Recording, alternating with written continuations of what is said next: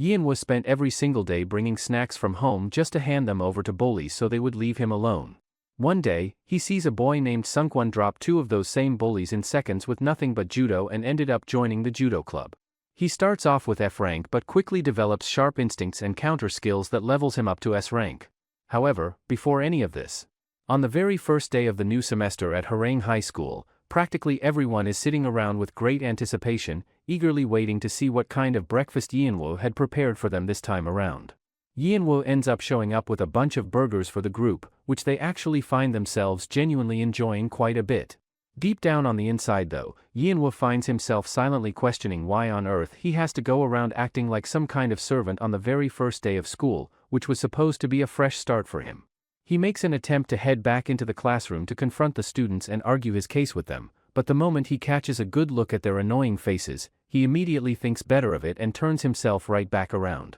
He then takes off running as fast as he can and makes his way back to his own classroom, already dreading the thought that he is probably going to get stuck having to sit all the way up in the front row simply because he showed up late. As luck would have it though, Yanhwa manages to spot an open seat right next to the window, where his potential seatmate is sitting there quietly messing around with some small figures. It does not take long at all before Yanhwa starts feeling seriously creeped out, and it slowly begins to dawn on him that there was probably a very good reason why absolutely nobody else had chosen to sit next to this particular guy in the first place. At that moment, a group of bullies enters the class, and Yanhwa gets scared to see them. He wonders why on earth a second-year students are doing in first-year classroom. He then decides to just look away and pretend he didn't see anything because if he does then something might happen to him and he will ruin his first day at school. The delinquents then stop at Yanhwa's desk as they seem to know the guy sitting beside him. The delinquent then kicks the desk as they want to take revenge on that guy taking a fresh start. Seeing that, Yanhwa gets terrified and starts shivering,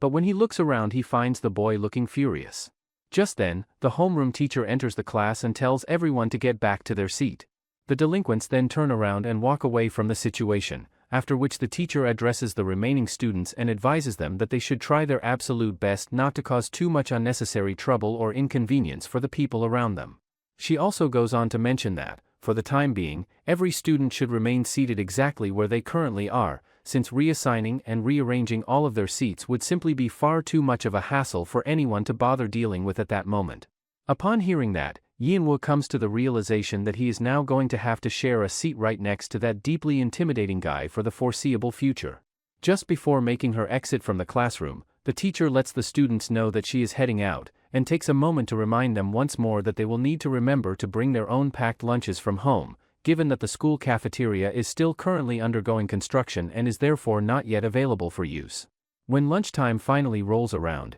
Yanhwa shovels his food down into his mouth as frantically and rapidly as he possibly can, driven by the fact that he has a part-time job that he absolutely needs to get to immediately following the end of the school day, leaving him with no luxury of sitting around and wasting even a single spare moment. His seatmate then leans over in his direction and warns him to slow himself down, pointing out that eating at such an unnecessarily rapid pace is going to do nothing but leave him with a painful stomachache that he is surely going to end up deeply regretting shortly after. Yanhwa glances over and notices that his seatmate has not even brought his own lunch to school, so without making a big deal out of it he goes ahead and shares some of what he has with him. The guy introduces himself as Sungkwon, and he looks into Yanhwa's bag and asks him why he is carrying around so much extra stuff in there. As it turns out, the reason Yanhwa always has extra things packed is because the school delinquents have been bullying him for a long time and he has gotten into the habit of bringing snacks specifically to hand over to them and keep them off his back. Later that same day, the delinquents manage to corner Yanhwa again and this time they force him to write something humiliating and terrible across his own chest,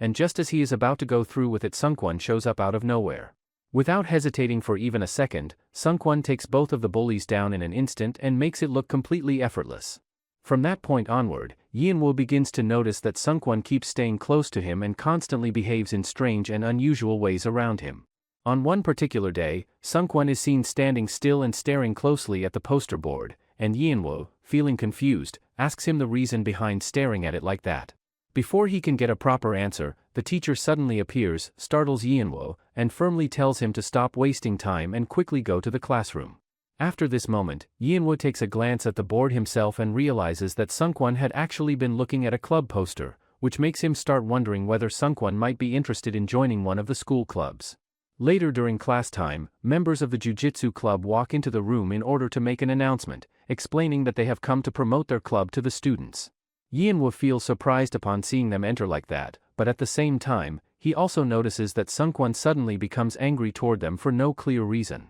As Yinwo observes more carefully, he ends up recognizing one of the members as the same delinquent he had encountered earlier, which leaves him feeling shocked. Afterward, the Jiu-Jitsu club members decide to demonstrate their skills by performing several moves, forcefully throwing and slamming each other onto the ground, and this intense display ends up amazing and surprising everyone present in the classroom. The club leader then tells everyone that they are from Hwarang High's judo club, Hanpan. He tells everyone that if they are interested in judo, they are most welcome to join them. After that, the club leader notices Yinwo among the students, walks directly up to him, and strongly suggests that he should join the judo club. Hearing this suddenly causes Yinwo to panic, because he believes that no senior or junior would ever be able to even touch someone as strong and intimidating as that leader. The leader of the judo club then also hands a form over to Sungkwon, telling him that he should join as well. Sungkwon quickly fills in his details on the form and confidently states that he will be joining the club right away. Once the club members leave the classroom, the girls begin talking among themselves, mentioning that most of the judo seniors look very handsome, except for one person whom they describe as being unattractive.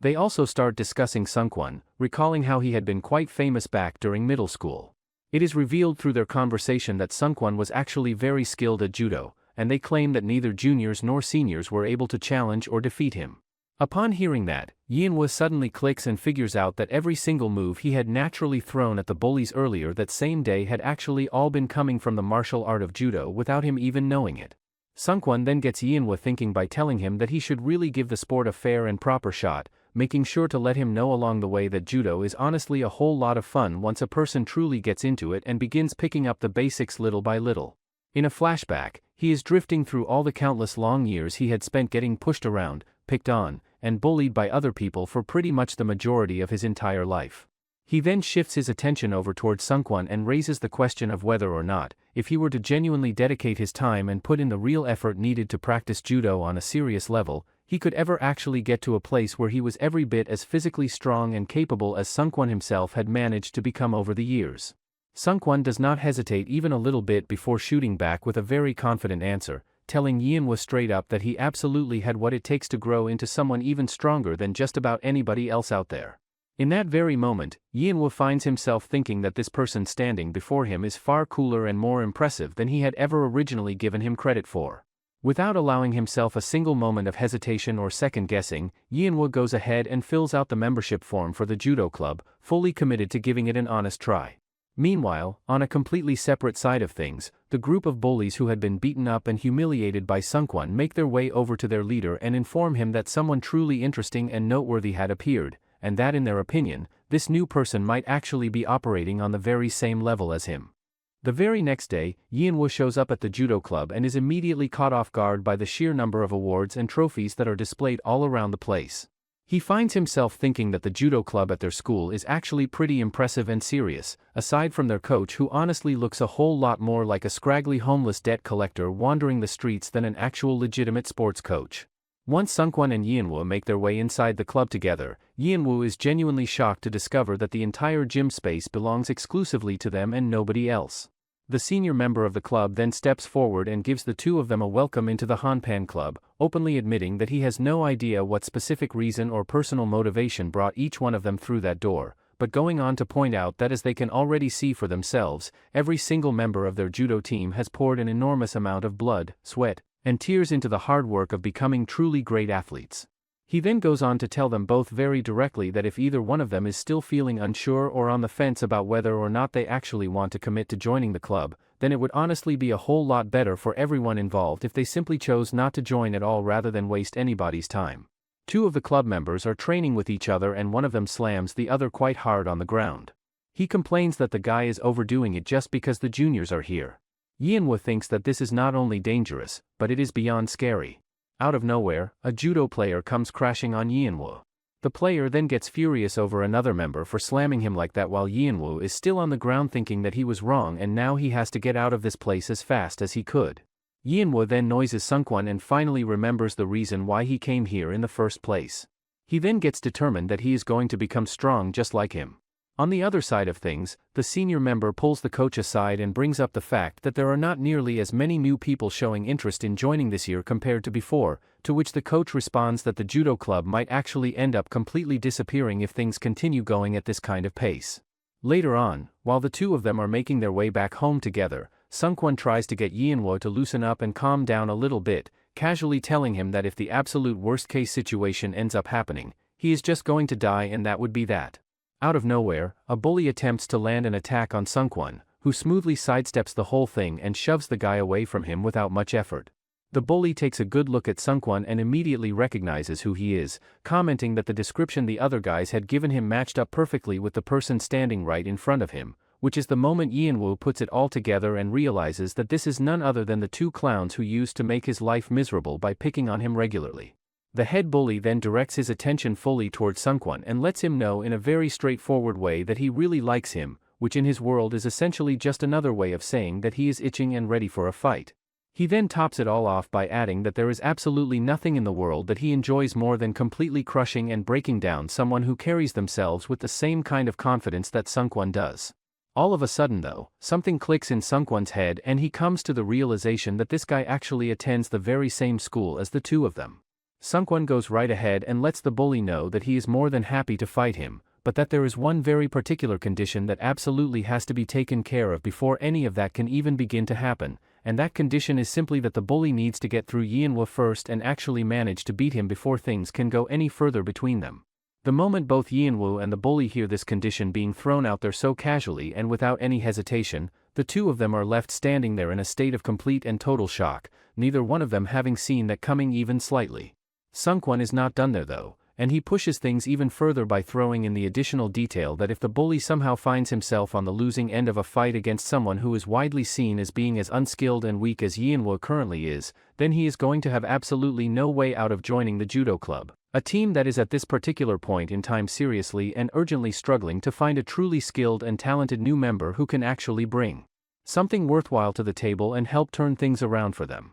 The next day, Yeonwoo feels extremely uncomfortable and disgusted while standing in the locker room, mainly because he is forced to wear a shared uniform that does not feel clean to him. Sungkwon assumes that Yeonwoo is still thinking about what happened the previous day, and because of the situation with having to wear a shared uniform, he believes Yeonwoo is simply feeling tired and mentally drained. Sungkwon then explains to him that he personally is not bothered at all since he already has his own uniform, but until Yeonwoo receives his own, he will have no choice but to wear a practice uniform for the time being, so he should try to deal with it for now. Hearing this makes Yeonwoo completely lose his composure, not because he dislikes the idea of the uniform itself, but because the terrible smell coming from it is what truly bothers him. On the previous day, Sungkwon had asked that bully what kind of sports he was capable of doing, and the bully had replied that he mainly practiced boxing and judo, along with a small amount of jujitsu. Sungkwon becomes excited upon hearing that the bully does judo, and he tells him that Yeonwoo is a complete beginner, which leads him to suggest that they should carry out their challenge strictly following judo rules.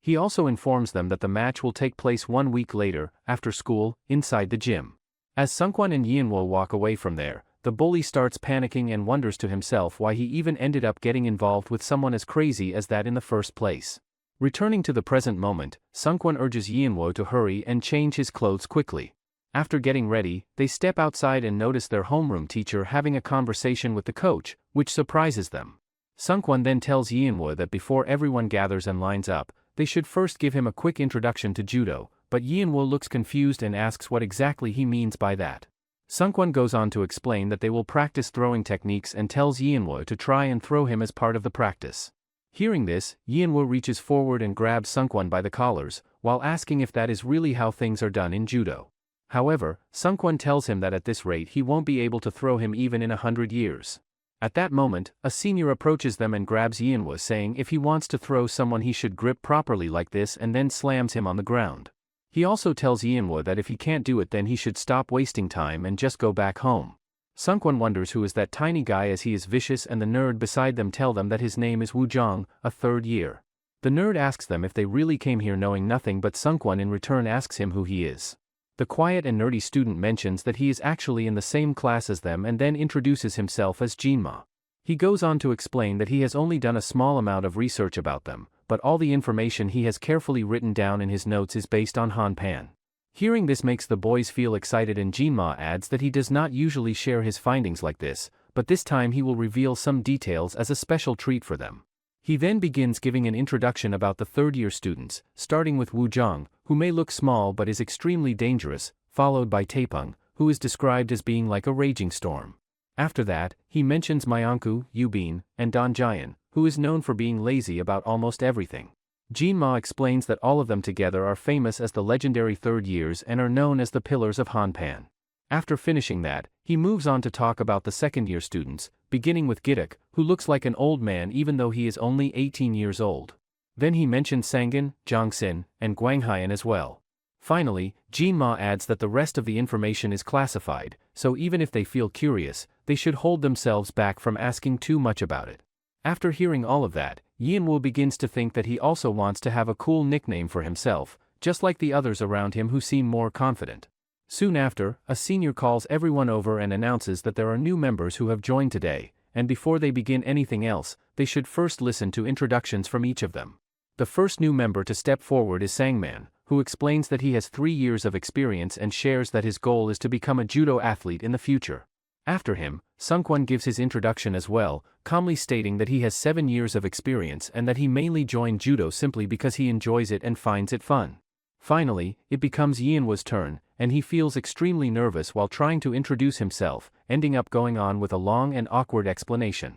This makes the senior angry, as he criticizes Yanwu for showing a weak mindset. Hearing those harsh words, Yanwu suddenly comes to a realization, and he openly admits to the seniors that he is weak, that he tends to give up easily, and that he truly hates that version of himself, which is why he now wants to become stronger. After that, everyone starts their practice session, including Sungkwon, who quickly notices that Jinma and Yanwu are both looking extremely scared and uneasy. The two of them feel as if they are like prisoners on death row, just waiting for their punishment to begin at any moment. It soon becomes clear that out of all the people present, they have been assigned to train under Gidok, which makes the situation even more frightening for them. They continue going through intense and exhausting training, which also includes running outside around the area, and during this time, some other students from their school happen to recognize them. Those students begin talking among themselves, mentioning that Yanwu and Jinma are part of the same judo club that caused chaos and destruction during the earlier club promotion event.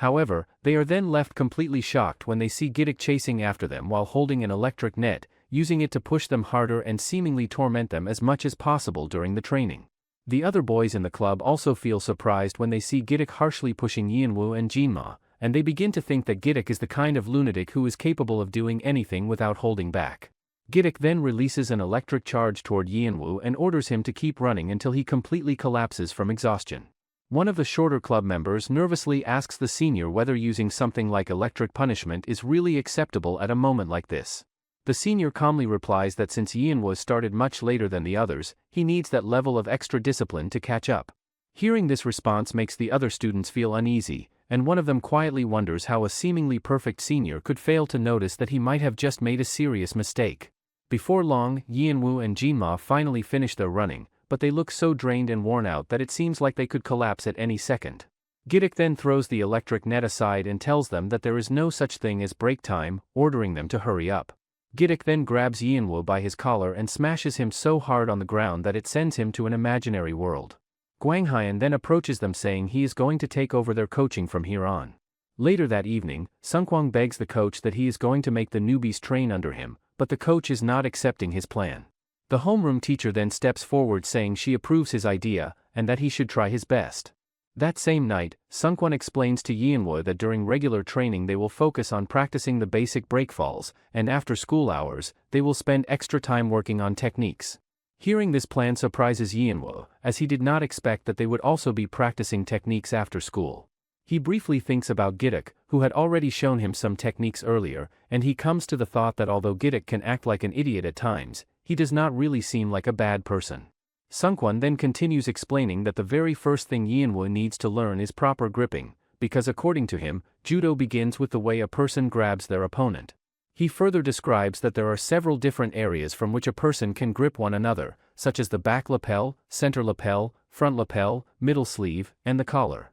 He adds that holding onto the lapel or the sleeve in this manner is where everything truly begins, and when someone grabs their opponent, they should clamp firmly using the bottom 3 fingers, while allowing the thumb and index finger to rest more lightly. He then shows Yianwu in a practical way that he should hold the sleeve and lapel with the same controlled feeling, but Yianwu had originally thought that it was just about clamping down hard, not realizing that there is actually a proper method behind it. Sungkwon then tells him that he is going to try grabbing him, so Yianwu should attempt to shake him off, which immediately surprises Yianwu. Sungkwon further explains that Yianwu can swing as hard as he wants to break free, yet Yianwu still feels confused because even though he hears the instruction to shake him off, he does not really understand how to do it correctly. The reason behind this becomes clearer, as Yianwu comes to understand that he has always been a quiet and nerdy person who never fought back against anyone and has only gone through being bullied his entire life. Sungkwon thinks to himself that this situation might be quite difficult for Yianwu to handle at the beginning, but right at that moment, Yianwu suddenly gathers his courage and decides to make a move, believing that this is finally his chance to try. However, Sungkwon easily stops him and points out that if that is all he can do, then he still has a long way to improve. Sungkwon then instructs him to try grabbing his lapel properly and explains that when someone grabs his sleeve and he wants to break free, he has to do it in one strong motion all at once. Sungkwon then attempts to make his own move, but he becomes surprised when he realizes that Yianwu's hand is still firmly holding onto his sleeve. Sungkwon makes an attempt to break himself free by swinging and rotating his arm around in different directions, but no matter what he tries it simply does not work at all, leaving him genuinely puzzled and wondering what on earth is going wrong. It is in that very moment that Sungkwon comes to a pretty heavy realization, understanding that all the time he had spent completely on his own grinding through brutal and punishing training sessions and pushing himself through one hellish experience after another had slowly but surely turned him into an absolute monster of an athlete without him fully appreciating it. Shortly after that, Sungkwon manages to pull off a specific technique that allows him to successfully break free from the hold, and in the same motion he reaches out and grabs onto Yianwu's sleeve in return to flip the situation around entirely. He then takes the opportunity to explain to Yianwu that the ability to break free from a grip is only one part of it, because a truly skilled fighter can not only escape a hold but also immediately turn the tables and take control of their opponent instead, which means that dropping his guard for even a single second is simply never going to be an option. Following that lesson, Sungkwon announces that it is now time for the two of them to get started on learning some actual throwing techniques, which catches Yianwu completely off guard as he had not expected them to be jumping into that part so quickly. Sungkwon kicks things off by introducing him to aokigari, a technique where the fighter grabs onto the lapel and drives the other person forcefully down onto the ground. From that point, Sungkwon immediately moves forward and continues showing a whole series of different techniques one after another, and almost every single one of them ends with Yianwu being thrown down and slammed hard onto the ground again and again. Because of this, Yianwu becomes completely confused and lost, wondering how he is supposed to understand and remember everything properly without making mistakes. After a while, Sungkwon decides that it is enough training for the day and chooses to stop there, but Yianwu still insists on trying one last time before they finish. This time, he surprisingly manages to grab Sungkwon's collar in the correct way, yet instead of feeling confident, Yianwu starts complaining about himself and calls himself useless. At that exact moment, a guy with purple hair suddenly appears and asks them if he can join as well, saying that it looks fun to him.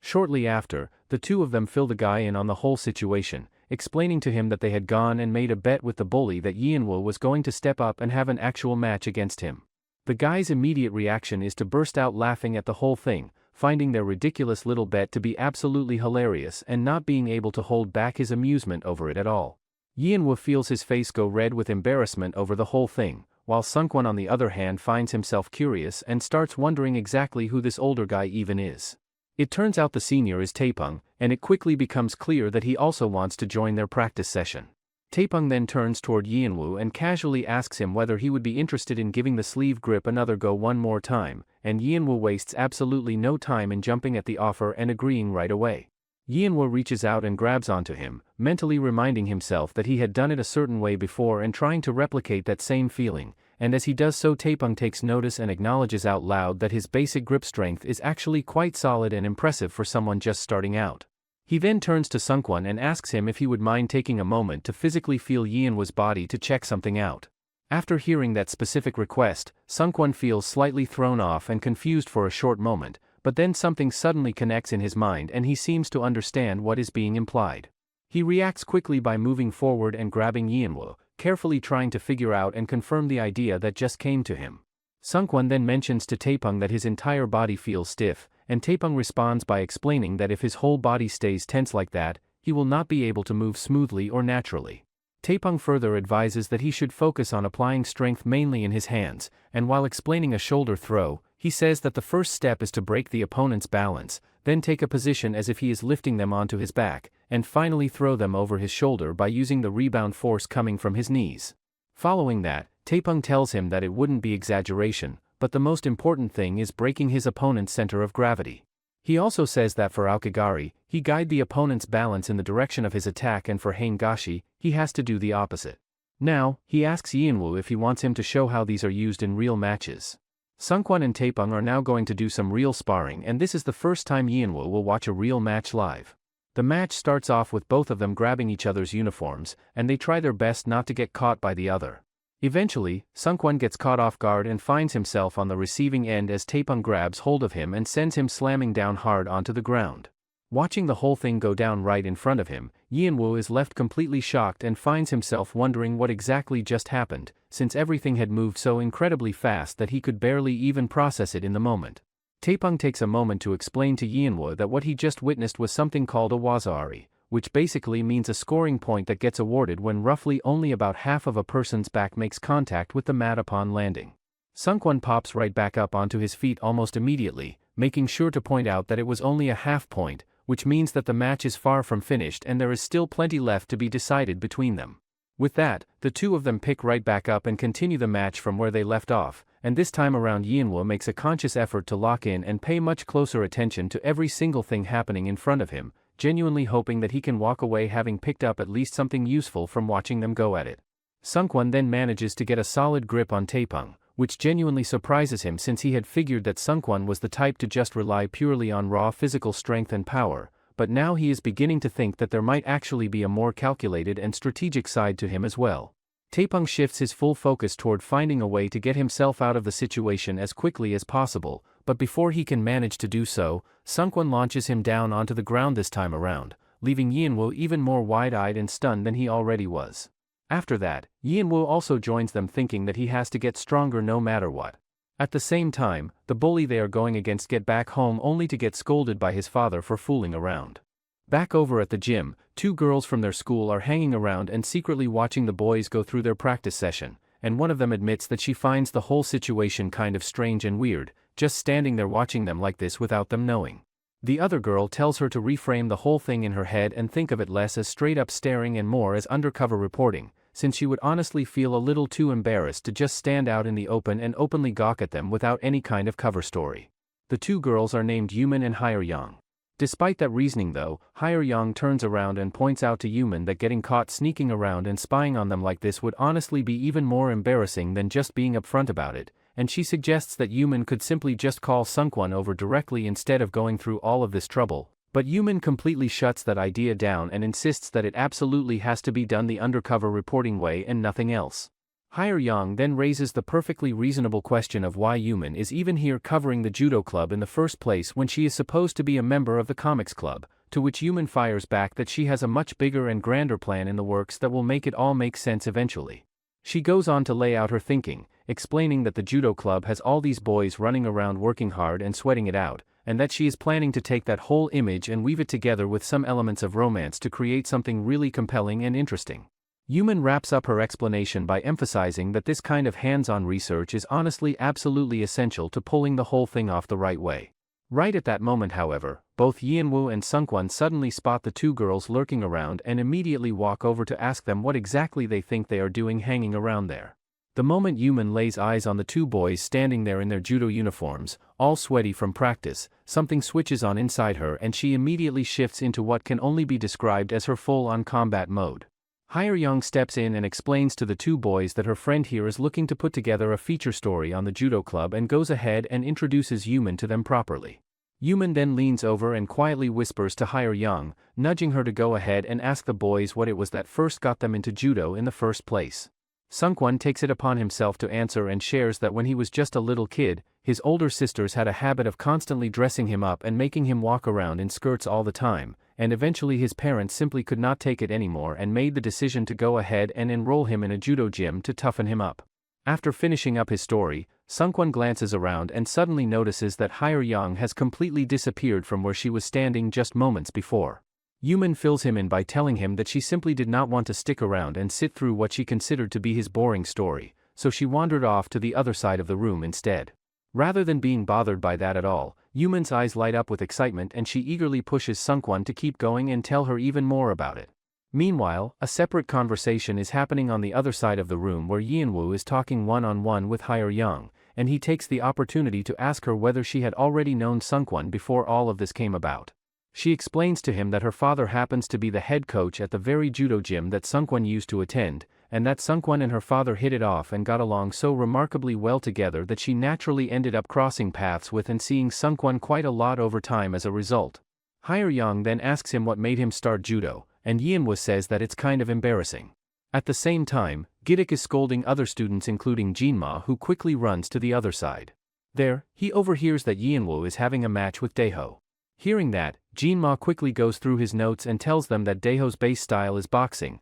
known for overwhelming opponents with natural physical gifts, and recently, he's been training judo and jujitsu to patch up his weaker ground game. He also gets shocked to see that the guy's max rank is A. Now, as for Yeonwoo, his physicality looks decent, but he seems to have no idea how to use it yet. Jinma also says that Yeonwoo has zero aptitude for learning martial arts, that even his personality is a mess and his measured rank is F. Just then, Don Jian also shows up and asks Jinma to tell his rank. Upon learning that he is an S rank, he quickly disappears. That same night, Yeonwoo finds himself sitting in a barber's chair being forced to get a haircut, right alongside Sungkwon, who is already sitting there completely bald and done with the whole ordeal. To understand how they ended up in this situation, earlier that day Gidok had absolutely lost it and gone completely furious when he saw the two of them walking around with hair like that while still having the nerve to call themselves serious athletes. Gidok was particularly fired up because in his eyes, the two of them looked far more like some kind of polished and pretty K-pop idols who cared about their appearance than actual serious competitors who were there to train hard and go out and win.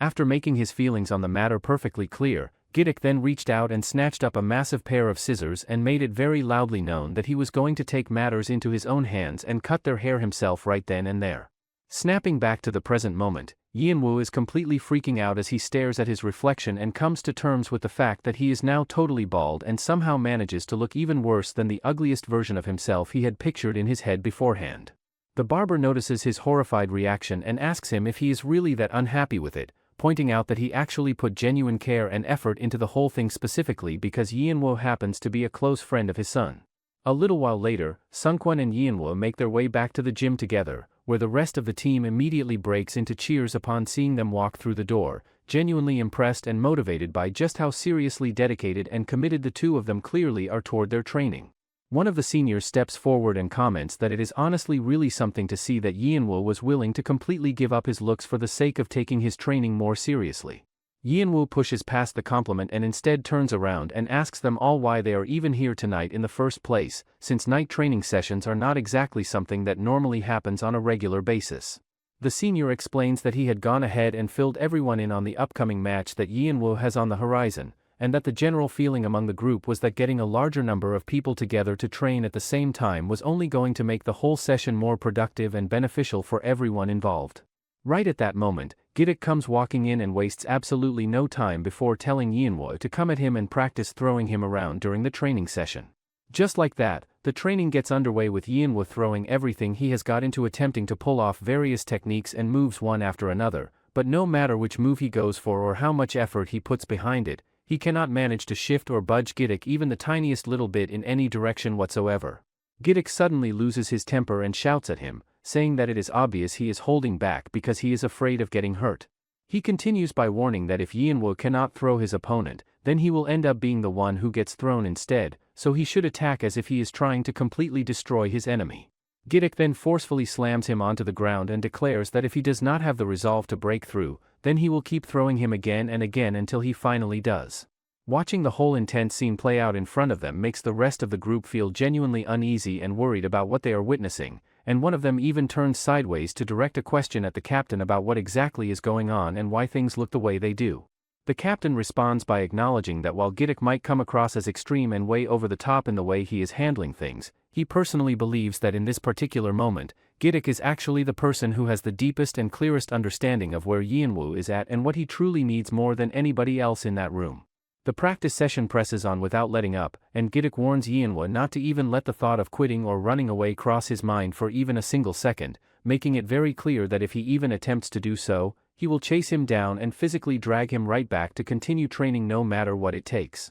Those words end up lighting something up inside Yianwu, and on his very next attempt he summons everything he has and somehow manages to get a hold of Giddick and send him crashing down hard onto the ground, which leaves absolutely everyone standing around completely stunned and unable to believe what they just saw. The whole group erupts into loud celebration right after, and even their homeroom teacher happens to catch the moment and remarks to the coach standing nearby that the whole thing brings back strong memories of the way things used to be in the old days. After all the preparation and hard work, the day of the challenge finally arrives. Yianwu finds himself quietly thinking that the universe must be playing some kind of cruel joke on him given that the match day has already arrived and crept up on him so fast. But unfortunately for him, Giddick happens to be standing close enough to overhear that comment and immediately gets fired up and furious over hearing him talk like that. Right at that moment, the short guy comes storming in and angrily tells Giddick to get himself away from his locker, and Giddick surprisingly backs off and moves away without putting up much of a fight, clearly a little caught off guard by the short guy's attitude.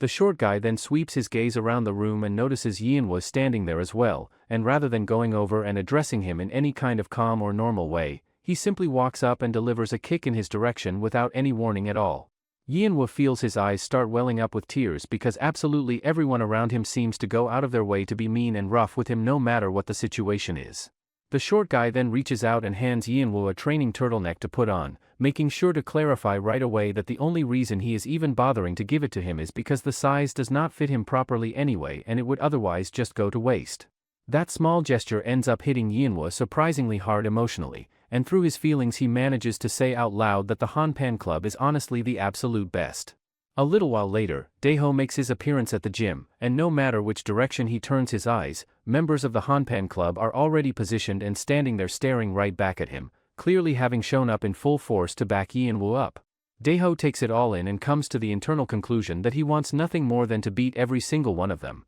because in his mind that is the only way he is truly going to get the kind of rush and excitement he is after. When he looks at Yianwu, he asks who he is because he doesn't recognize him after getting that terrible haircut. After that, Yubin gathers both of them and says that he is the team captain and today's referee. He also says that this match is an exhibition match with no time limit, so now both competitions should get to the front. The match starts off with Yianwu slowly approaching Daeho before grabbing him by his arm. In a flashback, Yianwu is training with Sunkwon who taught him a technique, and Yianwu was unsure if this would really work as Daeho is an A-rank athlete while he is an F-rank. Right at that moment, another guy comes walking in and makes it known to everyone present that he might actually be able to offer some useful help with the whole situation. He starts off by saying that there is something he has come across that is specifically and exclusively suited for people who are ranked at the very bottom of the skill ladder, the so-called F ranks. The guy goes on to point out that Yianwu has one very obvious natural quality about him that, with the right approach, could genuinely be shaped and turned into a real weapon out on the mat.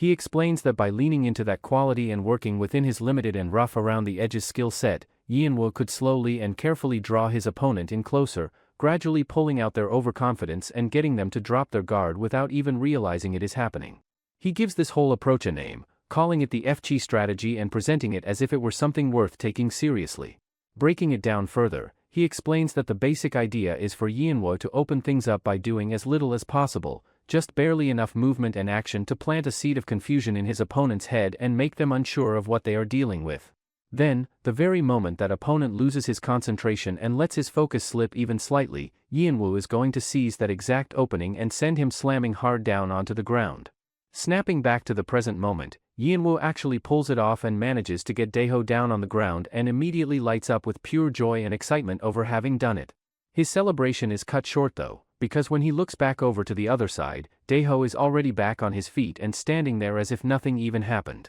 At that very same time, Yuman and Hyeryang are both sprinting as fast as their legs can carry them in the direction of the gym, desperately trying to make it there in time to catch Yianwu's match before anything important happens. When they finally burst through the doors and arrive, they are immediately stopped dead in their tracks by the bizarre sight of their homeroom teacher standing there physically holding the coach in place with ropes tied around him, leaving the two girls completely shocked and confused about what on earth they have just walked into. The homeroom teacher glances over and recognizes the two of them as students from class 3, and without missing a beat asks them what exactly they are doing showing up here. Yumin quickly explains that they rushed over because Yeonwoo has a match going on and they wanted to be there to watch it and show their support. The homeroom teacher tells them that for all they know that match may have already wrapped up and finished by this point. Meanwhile, the coach pipes up from his tied-up position and remarks that Yeonwoo's body is far too stiff and rigid out there, and that he really should have followed all the way through on his movements rather than holding back the way he did. On the mat, Daeho breaks into laughter and turns to Yeonwoo, letting him know with clear enjoyment in his voice that breaking him down is going to be a whole lot of fun.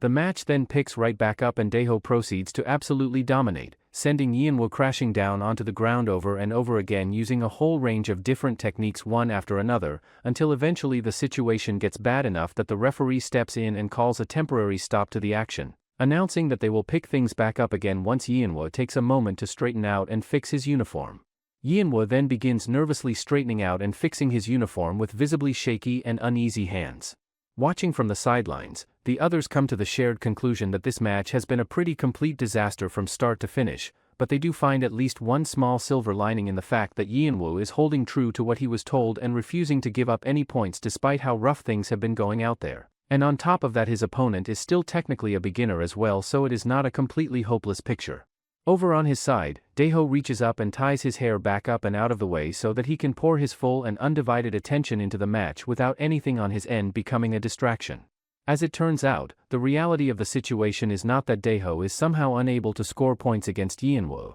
but rather that he had walked in fully expecting to find himself an easy and helpless target, only to discover along the way that this seemingly weak and unimpressive opponent was actually hiding a small but very real set of fangs underneath the surface. And that discovery made him want to slow things way down and savor every single moment of the game rather than just ending it quickly. This particular tendency of his is actually a bad habit that was born out of years spent being held down and trapped underneath someone far stronger and more powerful than himself, and the only person standing in that gym who happens to be aware of this specific fact about Daeho is none other than Yeonwoo himself. Afterward, the match continues with both of them performing various judo moves together and it all looks as if they are dancing. Daeho is performing such good moves on Yeonwoo that it looks like he is leading in that imaginary dance performance. Eventually, he manages to slam Yeonwoo on the ground and the referee counts it as wazari. The referee then thinks that he has to end this match and as a referee he should just call a foul loss on Yeonwoo if he has to. He then looks over at Yeonwoo and thinks that his condition is not that good, so he is going to take a decision that's going to be hard for him. The referee also thinks that if this gets any longer then he will just keep spinning around in the palm of Daeho's hand. Just then, Gidok tells Yeonwoo to get up and asks if he is just going to keep running away. He tells Yeonwoo to get up and crush the opponent in front of him and savor the joy of being strong. Hearing that, Yeonwoo realizes that the reason he is here is to win and not to think about stupid things. Yeonwoo then gets up thinking that right now all he has to do is smash his opponent.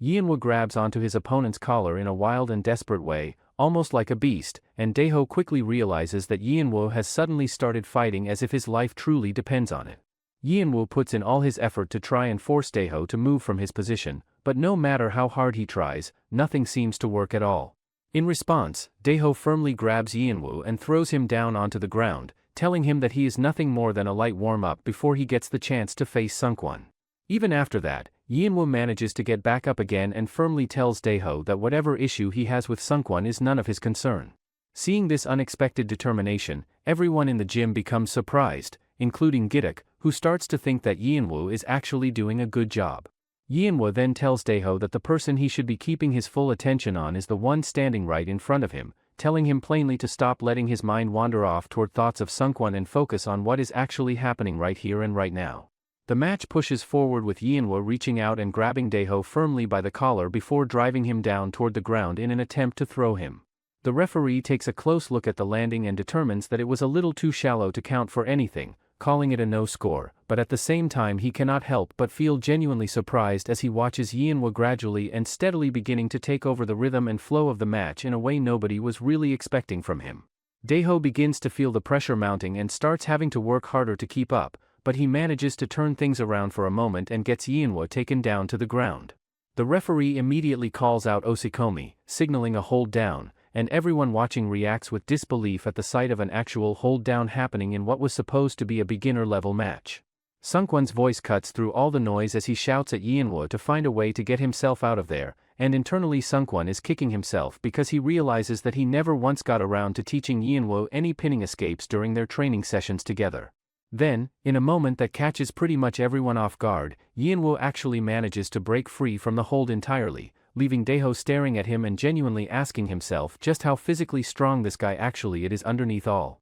Yinwo then goes back to his position and thinks that he got to watch and learn a ton thanks to the seniors staying late to train with him, and he is grateful for that. Yinwo also thinks that now he is starting to see things that he couldn't see when he was coward and shrinking. Yinwo then charges forward and grabs Daeho's collars before throwing him on the ground. Seeing that, everyone thinks that Yinwo's attacks are starting to land. The match picks right back up once again with Yinwo pushing himself forward and going on the offensive, throwing attack after attack at Daeho and finding himself genuinely thinking that his moves are actually having some kind of effect this time around, which feels completely different from sparring with Sungkwon or the seniors where absolutely nothing he threw ever seemed to land or connect at all. He also starts picking up on the fact that pretty much every single attack he has been going for throughout the match has been some variation of a hip technique, but the problem is that they are all still coming out far too weak to do any real meaningful damage. Daeho then finds his opening and sends Yinwo crashing back down onto the ground, and as he does Yinwo feels a growing frustration eating away at him over the fact that he keeps reaching for the same technique over and over again and it is still not getting the job done the way he needs it to.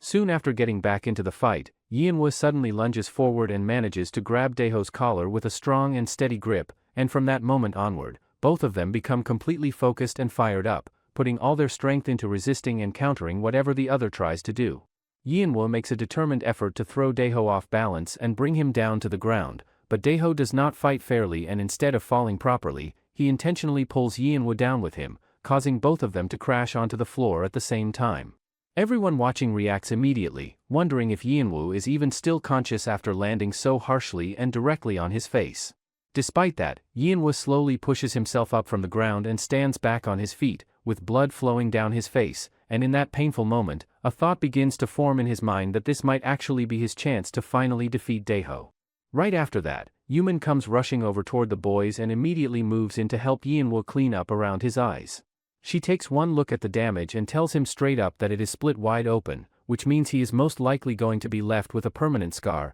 and she asks him whether there is actually a good enough reason for him to be pushing himself this hard and putting his body through all of this. Yumin goes on to tell him that he really needs to stop overdoing it since this is not even an official match to begin with and there is no real reason to go this far, but Yinwo looks back at her and tells her to step aside because he genuinely does not feel like he is in a place where he can just stop and walk away from this right now. Yinwo then turns around and walks himself back onto the mat, and as he does there is a thought running through his head that this somehow feels like he is getting to start all over again from scratch. On top of that he notices that his body is actually feeling like it is at the best it has been throughout this entire match. In a flashback, Yinwo had turned to the seniors and asked them what was supposed to happen if the FG strategy did not end up working out the way they planned and things went as badly as they possibly could. One of the seniors responded by saying that if it were him personally in that situation, he would focus on trying to create a new opening by going after his opponent with some leg techniques. Another senior jumped in and told Yinwo to stop filling his head with too many complicated thoughts and to just get his body moving and let things happen naturally.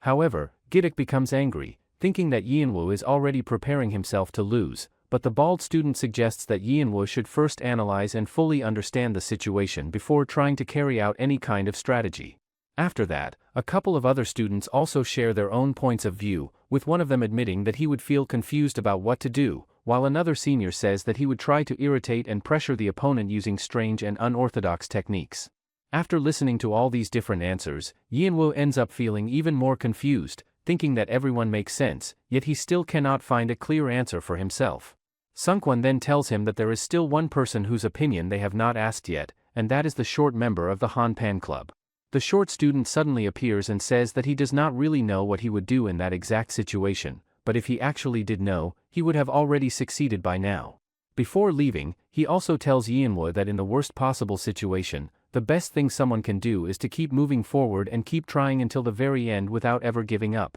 Back in the present moment, Yanhwa makes up his mind to take that advice to heart and throws every last bit of energy and effort he has left into finding some way, any way, to get Daeho down on the ground. Daeho then manages to pull himself together and get a grip on Yanhwa, using that to launch him hard toward the ground while everyone else watching holds their breath and anxiously wonders whether Yanhwa is just going to go crashing down once again like he has so many times already. But Yanhwa somehow finds it in himself to shoot his hand out and grab onto Daeho's collar at just the right moment, using that grip to stop himself from fully hitting the ground and saving himself from going down completely. After that close call, everyone watching starts to notice that both fighters are running on seriously low fumes at this point, and on top of that the match has already stretched way past the 20-minute mark, which means that if this were any kind of official bout it would have been stopped and called over a long time ago. On his side, Yanhwa is completely exhausted to the point where his fingers feel like they might tear apart at any moment, and every part of his body feels as if it is cracking and breaking under intense pressure.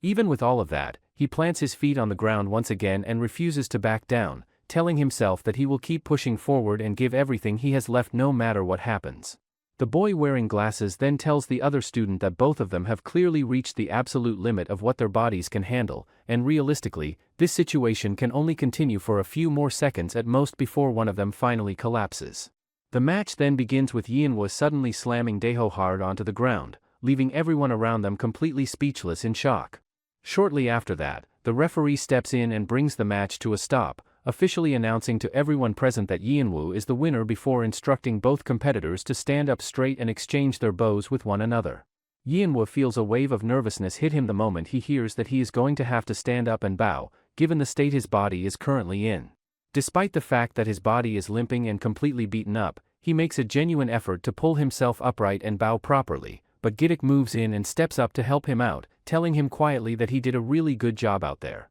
Giddick then looks at him and asks whether he managed to feel even a little bit of the joy that comes along with being strong, and Yanhwa responds by admitting that his legs are still shaking all over the place like crazy, but that in spite of all of that he can feel his heart still hammering and pounding hard inside his chest in a way that feels unlike anything he has felt before. Over on the other side, Daeho starts making moves to just walk away and slip out without bothering to go through with the bow at all, which prompts Sungkwon to call out after him and remind him very pointedly not to forget about the promise they made to each other before any of this got started. The next day, when Daeho shows up at school and every single one of the judo club boys takes turns smacking him on the back of the head one after another, which sends Daeho into an immediate rage over the whole thing. Daeho is unable to understand why they keep hitting him again and again without any clear reason, which leaves him confused and irritated. He then starts to wonder if it would be safe for him to turn around and check, and when he finally does, he notices that there is no one there at all. However, right after that, Sungkwon suddenly appears and strikes him directly in the face, warning him that if he does not keep his promise, he will continue to be punished. This makes Daeho furious, and he immediately tries to fight back and beat Sungkwon, but Sungkwon manages to avoid him and escape without getting caught. Sungkwon continues to attack him repeatedly throughout the entire day, even bothering him during class and in other places around the school. Later that evening, Daeho hides behind a bush for a long time, waiting patiently before deciding to head back home, hoping that by doing this he can scare everyone away. Before leaving, he quickly checks in every direction to make sure no one is around to see anything, and after confirming that the area is clear, he makes his escape while thinking to himself that he should never have gotten involved with this group of people in the first place. As he is making his way through the building, Daeho happens to glance over and spot Yanhwa in the middle of training inside the gym, and his immediate reaction is to spin around and walk the other way as fast as he can without being noticed. However, Yanhwa catches sight of him before he can get away and takes off running in his direction to try and catch up with him because he has something he wants to get off his chest. Once he reaches him though, Yanhwa finds himself standing there feeling all nervous and tongue-tied, completely unable to get out the words he had been meaning to say, which pushes Daeho's patience right to the edge and causes him to snap at Yanhwa and tell him to just come out and say whatever it is he is trying to say already. Yanhwa then digs deep and finally pulls together enough courage to tell Daeho straight up that he genuinely had a really good time during their match together, and goes on to explain that while the whole thing did start out as nothing more than a simple bet, somewhere along the way it stopped feeling like just a bet to him and instead turned into something that got him fired up and excited on a much deeper level than he was expecting. He also explains to Daeho that the entire reason he went out of his way to track him down and speak with him was specifically to say all of that, and to honestly ask whether Daeho had felt something similar during their match as well. Yanhwa then finishes the conversation by suggesting that the two of them should meet again and have another match sometime in the future. Right after saying that, Yeonwoo quickly leaves before Daeho gets the chance to respond or say anything back. Later on, Daeho arrives home, only to find his father standing at the door waiting for him. His father warns him that if he does not want to end up like his brother, then he should simply follow whatever he is told to do. At the same time, the coach is making plans to shut down the club because they do not have enough members, while Sungwon desperately tries to convince him by promising that he will bring in someone new. At that exact moment, Daeho appears and states that he wants to join the judo club. Seeing that, the coach gets frustrated and walks away thinking he should have gone home earlier. He also tells everyone to report here tomorrow at 6 a.m. The following morning, the entire Hanpan club is at the school and Gwanghyun is surprised because it's the first time coach has called all of them in, and Yeonwoo asks him what kind of person is the coach because as far as he noticed he didn't seem all that passionate. Gwanghyun replies that they don't know that either as the previous coach retired last year and he took over, but he hasn't given them a single training order till now. The coach then shows up while dragging Don Jian and tells the team to dispose of this guy properly. He then tells everyone to warm up. That makes Yeonwoo even more curious about what's going to happen next. At that moment, a crappy truck arrives and the coach tells everyone to unload everything. It turns out, there are so many tires that are making Yeonwoo even more scared. The coach then tells everyone to move it instead of standing there as he assumes that they already know what this is for. It turns out, what the coach has in store for the players is having them go out and do their running while dragging heavy tires behind them the entire time. The truck driver standing nearby hears about the plan and turns to the coach to ask him whether he is really completely sure about kicking things off with something this brutal as their very first proper training session. The coach, however, does not seem the least bit bothered by that concern and fires back by saying that if something like this is all it takes to make them turn around and drop out, then those people are honestly a whole lot better off calling it quits early and putting their time and energy back into focusing on their studies instead. Out on the training ground, Giddick zeroes in on Yeonwoo and immediately gets fired up when he sees that he is only dragging a single tire behind him, and without holding back he gets in his face and orders him to go ahead and grab 3 more and add them on. Giddick then leans in a little closer and drops his voice down low, telling Yeonwoo that what he is about to share is inside information that not everyone knows,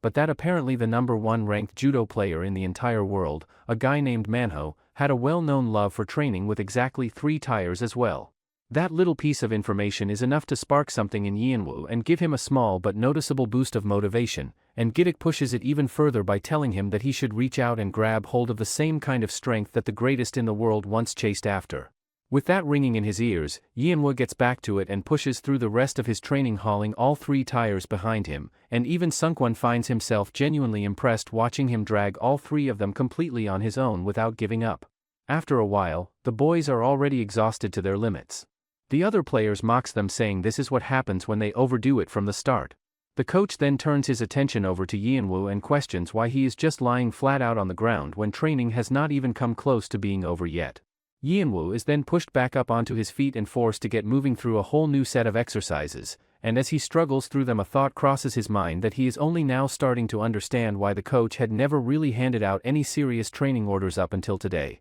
because it is becoming very clear that he had been quietly saving and holding all of it back specifically for this very day. After grinding through things for a good while longer, the coach eventually calls everyone to a stop and gathers them together, wasting no time before telling the group straight to their faces that today's training session was honestly pretty disappointing and far from what he expected out of them. He then drops the news that what they just went through is not some kind of one-time thing, but rather the exact routine they are going to be showing up and repeating every single day going forward. The moment those words land, the entire group is hit with a wave of pure shock, and more than a few of them find themselves silently hoping that the coach might somehow be joking around with them. The coach then pulls out a poster and holds it up for everyone to see, revealing that there is an upcoming youth tournament taking place over at Gwangmyeong University, and he announces that this is going to be the very first tournament the club enters as a team this year. Yeonwoo's face lights up with excitement at the news, immediately jumping to the conclusion in his head that they are going to be heading over there as spectators and that it is going to be a great opportunity to sit back, watch, and pick up a whole lot from seeing how other people compete. The coach then delivers the part that completely flips that idea on its head, making it very clear that the bad news is that every single one of them is going to be competing in the tournament themselves, meaning there is no sitting on the sidelines. After wrapping things up, the coach gathers the team together and lets them know that starting from tomorrow, their real and genuinely brutal training is going to kick off in full force, but that for the rest of today there is no afternoon training session to worry about. He also tells them to go ahead and use the time to rest up properly and treat it like one final easy day before everything changes, and throws in that if anybody is sitting on the fence about whether they actually want to stick around and be a part of this, they need to have that decision made and settled by tomorrow morning. Yeonwoo, however, is barely even registering any of what the coach is saying at this point, still completely zoned out and stuck on the fact that he is apparently going to have to get out there and actually compete in that youth tournament himself. Later on that same day, the boys all head out together to an arcade to make the most of their unexpected free time. True to form, Sungkwon and Daeho are right back at it almost immediately, getting on each other's nerves. Daeho's eyes land on a football kicking machine nearby where two other boys are currently in the middle of trying to set themselves a brand new high score on it. He then turns over to Jinma and remarks that the two of them are being so obnoxiously loud about the whole thing that he can barely even focus on what he is trying to watch. After that, Daeho walks straight over to the machine and pays for a ticket, which even leaves the boy who was already standing there feeling confused. Daeho then kicks the ball with so much force that he breaks the previous record and nearly damages the machine itself. The boys nearby are left completely shocked, and one of them even says that he has never seen such a perfect score before. Daeho responds by saying that it looks like they actually know how to have fun here, unlike his own friends. The boys reply that they do enjoy messing around, even though they do not get many chances to do so. Daeho then tells them that he actually likes them and adds that they probably will not be messing around much from now on either. After that, the Hanpan Club boys decide to join them, and all of them end up spending the whole day together, trying different games and even taking pictures with each other. Just as they are all making their way toward the exit, the newer boys suddenly find themselves walking straight into their seniors, who take one look at the situation and immediately get heated and annoyed, demanding to know why they have been wandering around and wasting their time hanging around with those other boys in the first place. Things quickly escalate from there as the Hanpan group and the Yudosan boys get pulled into a full-blown back-and-forth argument with each other, with members from both sides jumping in and taking shots at one another and poking fun at the fact that the two groups had been getting along and acting all friendly with each other just moments before. Seeing that, Yeonwoo finds himself genuinely puzzled by the whole thing and turns over to Jinma to ask him where exactly Yudosan High is even located and what the deal with them is. Jinma wastes no time and quickly flips open his notebook to the right page before launching into an explanation, telling Yeonwoo that Yudosan is considered one of the top 2 schools in all of Gangwon when it comes to judo, sitting right alongside Hwarang High at the very top of the rankings, and that the two schools have been locked in a deep and serious rivalry that has been going strong ever since the days of the coach before their current one, with that fierce competition for the number 1 spot between them still very much alive and ongoing even to this day. The Yudosan boys then turn around and start walking away, but before leaving, they say that they actually do not have anything against the Hanpan boys and even like them in a way, but they should remember today well because the next time they meet, things will be very different. They also make it clear that the next time they run into each other, the two groups are going to be straight-up enemies with nothing friendly about it. Jinma feels his nerves kick in right away and asks whether they are first years over at Yudosan, but the guy who introduces himself as Junseok corrects him and says that he is actually a second year, and that every single one of them standing there belongs to the Yudosan High Judo Club known as Chongbik. One of the Yudosan boys then throws out the idea of just settling things with a match right then and there on the spot, but one of the Hanpan guys cuts that idea off and tells him to keep things under control on his end and just let it go for today and leave it at that. As the group starts heading off, the Hanpan boy stops Bada, letting him know that their club is going to be entering the upcoming tournament, which visibly sets Bada off and gets him fired up and furious about the news. The other Chongbik boys quickly move in and physically steer him away from the situation, calling back over their shoulders that their club is also entering that same tournament and that they are looking forward to properly greeting each other when that time comes. Once they are gone, the Hanpan boy turns back to face the rest of his team and tell them all very seriously that losing this tournament is simply not something they can afford to let happen no matter what it takes. The following morning, Hyeryong gets herself up early and makes her way to school before most people have even started their day. As she walks, her mind keeps drifting back to what the president of the PR club had pulled her aside to tell her the day before. He had explained to the group that their PR club serves as the central news hub of the entire campus, responsible for capturing and delivering everything that happens around school to the student body, and that in his eyes the club was essentially a living witness to the history being made within those walls every single day. He had then gone on to tell Hyeryong and the other students gathered there that he had gone ahead and assigned each one of them to the specific coverage section that they had originally applied for, and made it clear that they needed to take the opportunity seriously and make sure they were picking up everything they could from the seniors already working in those sections.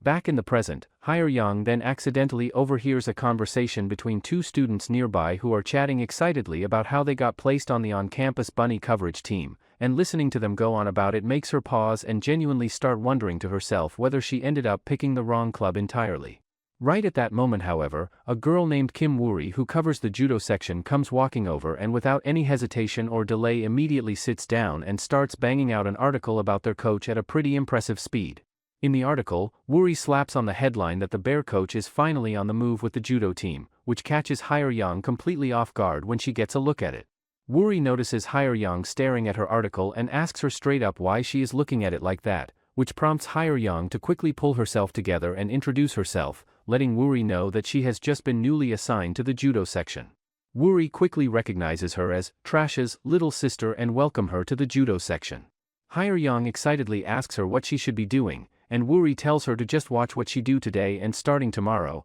the players begin hell training, so she should be school at 6 a.m. Back in present, the Hanpan team gathers on the ground and the coach is surprised to see that none of the players ran away. One of the players mentions that Trash, whose name is Don Giant, is not here today, but then the coach kicks the wrecked tires placed beside him, and from there Don Giant moves out. The coach then tells the team that now that they are here, they can't run away, and from this point on, he is not listening to any whining. After that, the students' hellish training begins while Hyur-young and Woory takes their pictures and records notes for their articles. While running, Taepung notices Woory and starts acting like a creep, so the other boys forces him to get back to training. Woory then tells Hyur-young to go and interview the guy who just flew past them. Hyur-young then goes over to Taepung and asks if there is a reason why the athletes seem really fired up today. Taepung replies that there is no specific reason as they always look kind of pissed, and turns out Taepung has no idea what he is talking about. The coach, who has now shown up sporting a genuinely embarrassing and cringe-worthy pair of glasses, hollers over at Taepung and lets him know in no uncertain terms that he is falling behind the front of the pack,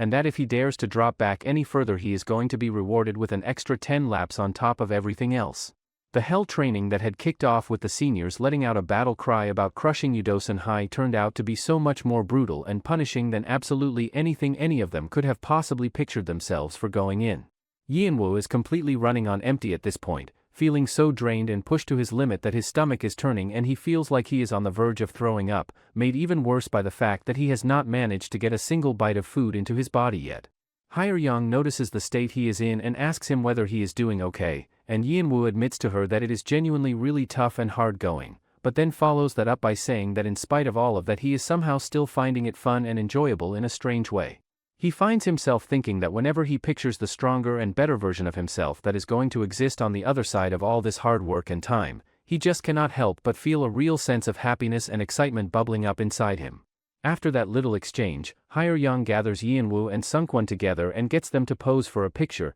telling them that they might just end up becoming the greatest judo athletes in the entire world someday, which means she has a responsibility to make sure she captures where it all began. Right at that moment, Yumin also comes showing up out of nowhere carrying packed lunches that she brought along specifically for the boys, but before either Yeonwoo or Sungkwon can even get their hands on the food and take a single bite, Gidok swoops in and snatches the lunchbox clean away from the both of them. That same day, the coach goes ahead and splits everybody up into separate groups, and the funny thing is that he does not even seem to realize himself that what he is doing is actually a well-known approach called a man-to-man strategy. A little while later, Jinma is visibly on edge and cannot seem to stop his brain from running in circles trying to figure out exactly what the coach has up his sleeve with all of this. Another guy nearby notices him sitting there with that deeply troubled look on his face and asks him what he is thinking so hard about, and Jinma opens up and admits that he genuinely cannot wrap his head around why the coach decided to group everyone the way he did, pointing out that Group 2 seems to be made up entirely of leg technique specialists,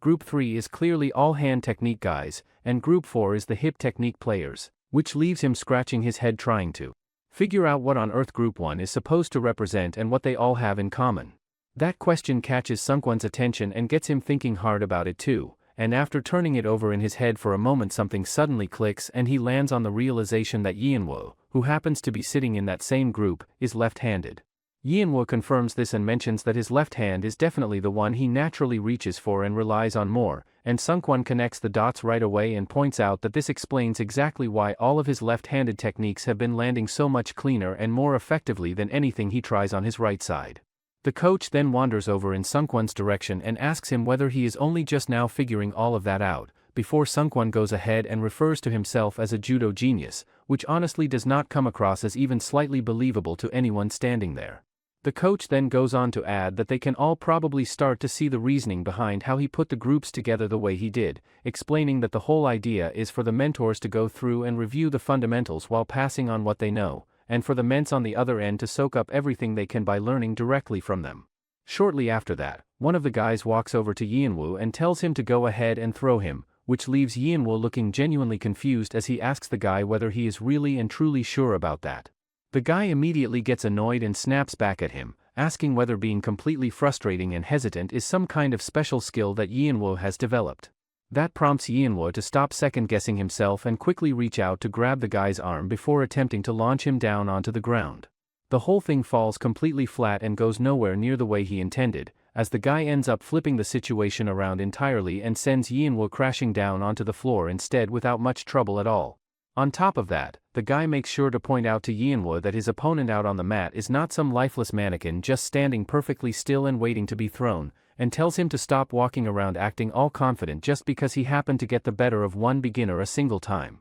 Not long after that, the ball guy makes his way over to where Yeonwoo is standing and brings up the point that left-handed players are genuinely tricky and annoying opponents for right-handed judo players to go up against and deal with during a match. Because of that, he thinks it is actually really valuable and useful to know how to properly handle and fight against someone who leads from the left side, and his best guess is that this is exactly the method that Woojong has been working on trying to teach him all along. Shortly after that, Woojong and Yeonwoo get right back into their training session and Yeonwoo ends up putting on such a strong show that it starts pulling in the attention of pretty much everyone else around them who stops to take notice. The other guys watching also point out that the rate at which Yeonwoo has been improving and growing is actually pretty remarkable for someone at his level. A good while later, the two of them finally wrap up the practice session and Woojong takes a moment to give Yeonwoo his overall take on how things went, telling him that the general verdict for today is that he has gotten a solid handle on the basics, which is honestly not a bad place to be at all. Just like that, the very first day of what could only be described as hell training came to a close, but not before their uniforms had gone way past just being a little damp and had reached the point where they were so completely soaked through with sweat that they could have literally wrung them out like wet rags.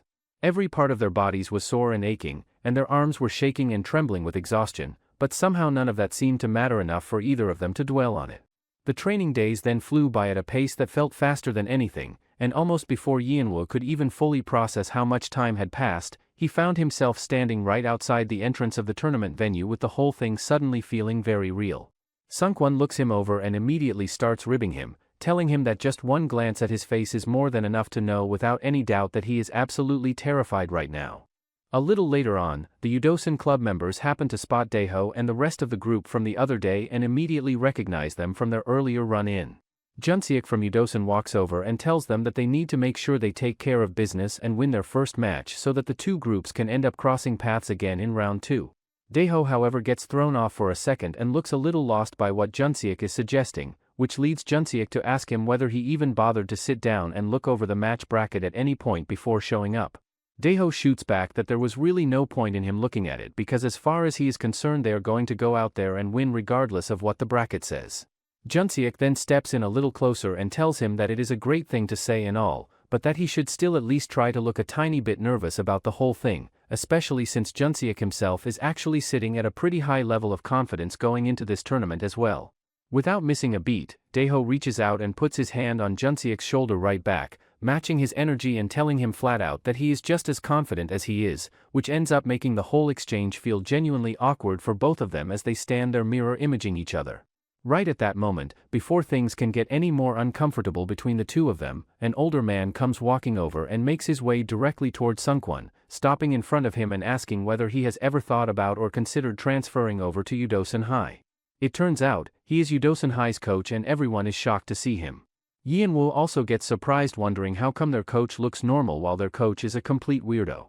Just then, Hanpon's coach steps forward telling Yudosan's coach not to invade their territory and asks if he ever heard of professional courtesy. Yudosan is surprised to see that the one old coach Lee cherished is a head coach now. Hanpon's coach then tells him that his body doesn't look too healthy so he should retire to some scenic nursing home and go to a nice retirement home. However, the other coach turns around laughing that his twisted personality hasn't changed at all. Hanpon's coach then tells his team that if they lose to them then the entire team should be ready to pay for it. Just then, an announcement is made that first round Li Wuzhong and Bada should report to the mat immediately. Everyone is excited as the first round between the two of them gets ready to get underway, with pretty much everybody agreeing that this particular matchup feels less like an opening round and a whole lot more like something you would expect to see in a finals-level showdown. Yanwu scans the crowd around him and spots Hyeyang standing nearby, who has shown up along with her teammates specifically to cover and report on the match. Shortly after that, things finally get going as both competitors come charging straight at each other right from the opening moment, and Bada immediately tries to seize the early advantage by going for a throw on Wuzhong,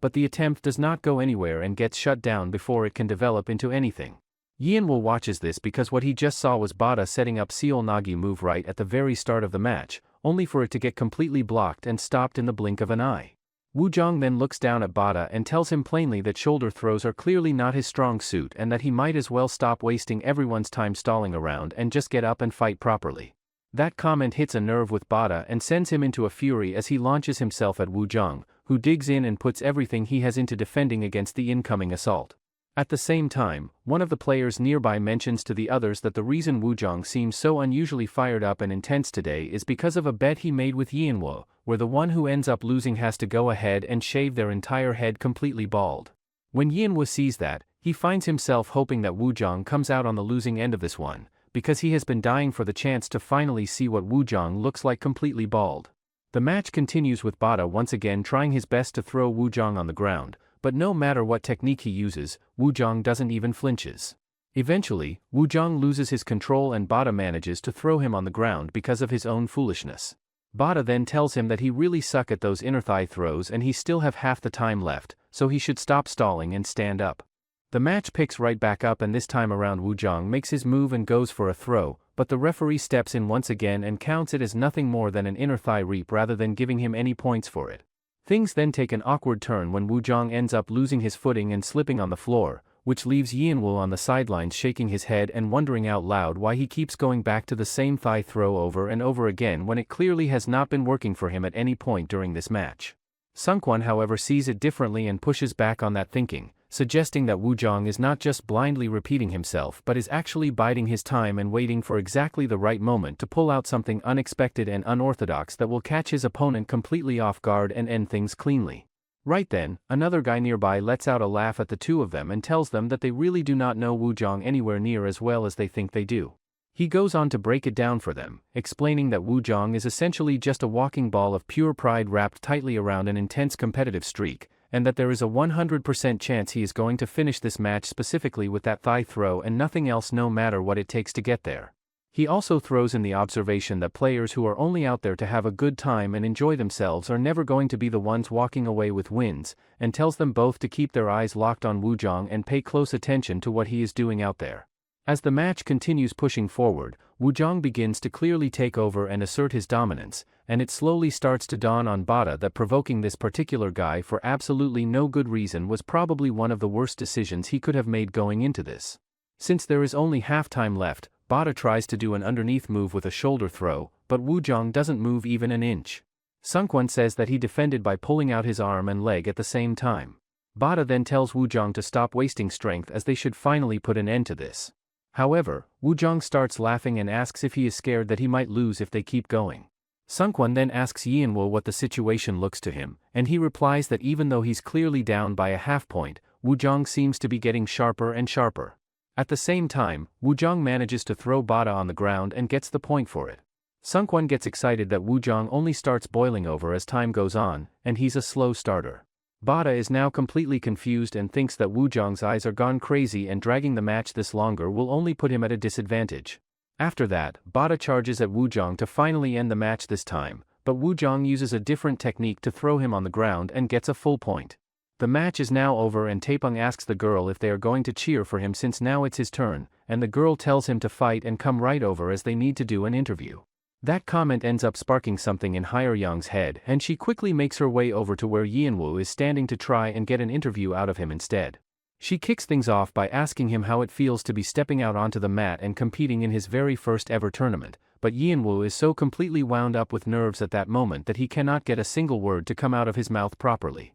His mind drifts back to a memory from 3rd grade in elementary school where he had been so overwhelmed with nerves during a race that he had literally ended up peeing himself while running, which pretty much sums up how he is feeling right now. Yeonwoo then makes a break for it and takes off toward the bathroom to get himself together, and while he is in there a guy with blonde hair spots him and calls him out by the nickname of Mold like he clearly knows exactly who he is. As it turns out, this guy goes by the name of Junwon and he is a student from Hanjong High, and he also happens to be the very same person who used to make Yeonwoo's life absolutely miserable by bullying him back when they were younger. During their middle school days together, Junwon and a whole crew of his friends had a habit of constantly throwing paper planes at Yeonwoo and treating it like some kind of game, and on top of that they would rough him up and beat him from time to time just because they could. Whenever Yeonwoo would shut down and stop reacting or showing any kind of response to what they were doing, Junwon would take it up a notch and grab his head and smash it straight down onto the desk in front of him. After that, Yeonwoo comes in carrying gym uniforms for the boys and Junwon waves him off and tells him to just go ahead and drop them off in the classroom without making a big deal out of it.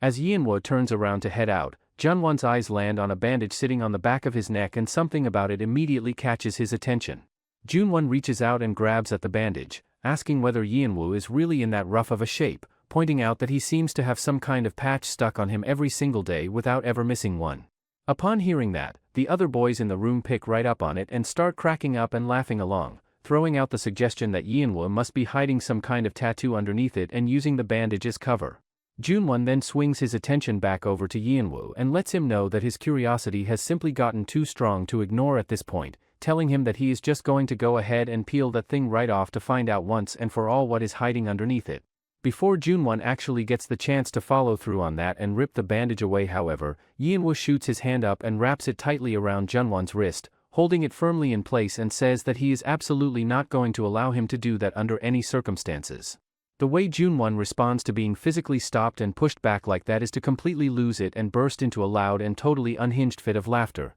before he winds up and delivers a full-force open-handed slap directly across Yeonwoo's face without a single moment of hesitation. For Yeonwoo, that moment carried a weight that went beyond just the physical sting of it, because it was the very first time in his entire life that someone had ever slapped him across the face like that, and the shock of it hit him almost as hard as the slap itself did. But Junwon is nowhere near done after landing just one, and instead of stopping there he keeps right on going and continues hitting him repeatedly one after another without showing even the smallest hint of slowing down or letting up at any point. Junwon then gets on his knees and tells Yeonwoo to peel that bandage off himself now since he refused to let him do earlier. Yeonwoo then takes off the band-aid that shows a massive scar on his neck, and Junwon asks him where else he has. Yeonwoo gets embarrassed but tells him that he has those scars on his arms and his chest. Junwon then tears apart his shirt to see the starts and starts laughing loudly at him. That was the time when everything started to fall apart for Yeonwoo and he can never ever forget it. Back in present, Junwon asks him Highway did he even start Judo and says that if they are willing to take him as a member, he can guess what level that school's at.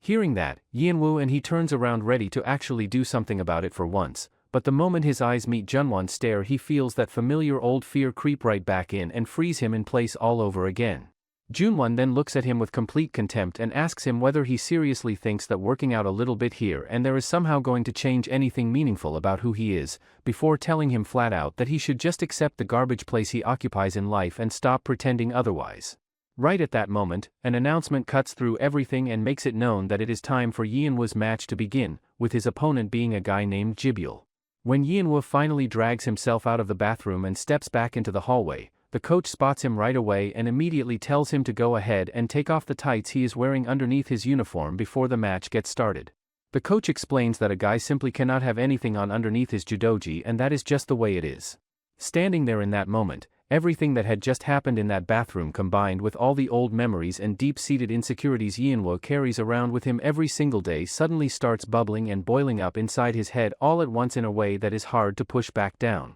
The coach also adds that he should not let himself get all worked up and shaky just because this happens to be his first time competing in a real tournament setting, and tells him to go out there and handle things the same exact way he had handled things against Daeho. In the meantime, Sungkwon pulls Hyeryong aside and lets her know that it is not Yeonwoo's turn just yet and that he is actually up after the match that is currently going on right now. Hyeryong decides that since she has him right there she might as well grab an interview out of him too and goes ahead and asks him how it feels to be showing up and competing at his very first tournament. Sungkwon gets a little irritated by the question and shoots back that this is not even close to being his first tournament, making it clear that he has been through this kind of thing plenty of times before. Right at that moment the coach walks over and drops some unexpected news on both of them, letting them know that Yeonwoo has apparently taken off and run away from the building, and goes on to explain that the last thing that happened before he disappeared was that the coach had told him to take his clothes off and then Yeonwoo simply vanished after that. Hearing that, something clicks for Sungkwon and he starts to put the pieces together,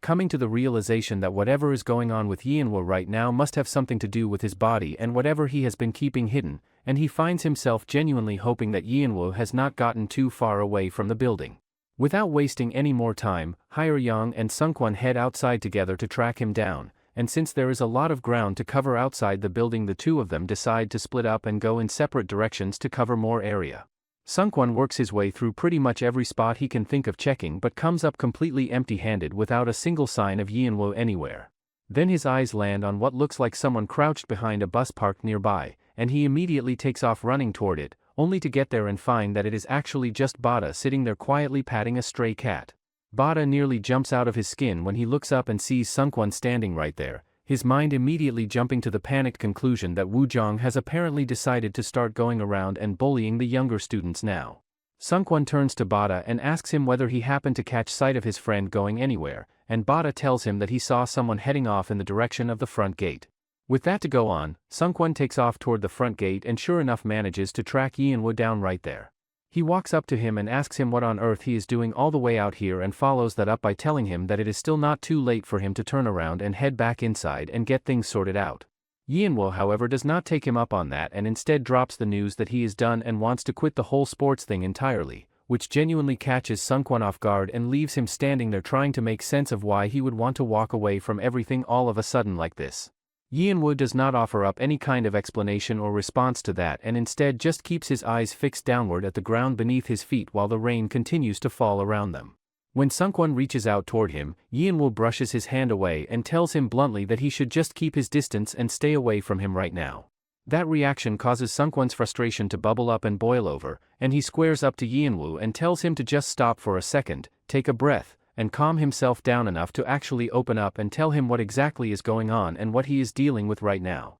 Yeonwoo shuts that down immediately and tells him that it is none of his business and that even if he did sit down and spell the whole thing out for him, there is no way he would ever truly be able to understand it anyway. He goes even further and says that someone like Sungkwon, who was practically born talented and has coasted through life without ever really hitting any serious walls or rough patches along the way, could never in a million years understand what it actually feels like to be in his position. Yeonwoo then throws out the question of whether Sungkwon has ever truly hit rock bottom in his life, following it up with the assumption that he has probably always had things come easy and has always been sitting comfortably on top without ever knowing what it is like down at the very bottom. Those words land hard and Sungkwon snaps back with real heat behind his voice, telling Yeonwoo that he does not know a single thing about what his life has actually been like and that he has absolutely no business running his mouth the way he just did. Things then escalate physically when Sungkwon reaches out and grabs him by the collar, and Yeonwoo responds by throwing a punch at him, after which Sungkwon winds up to punch him back but Yeonwoo manages to dodge out of the way just in time.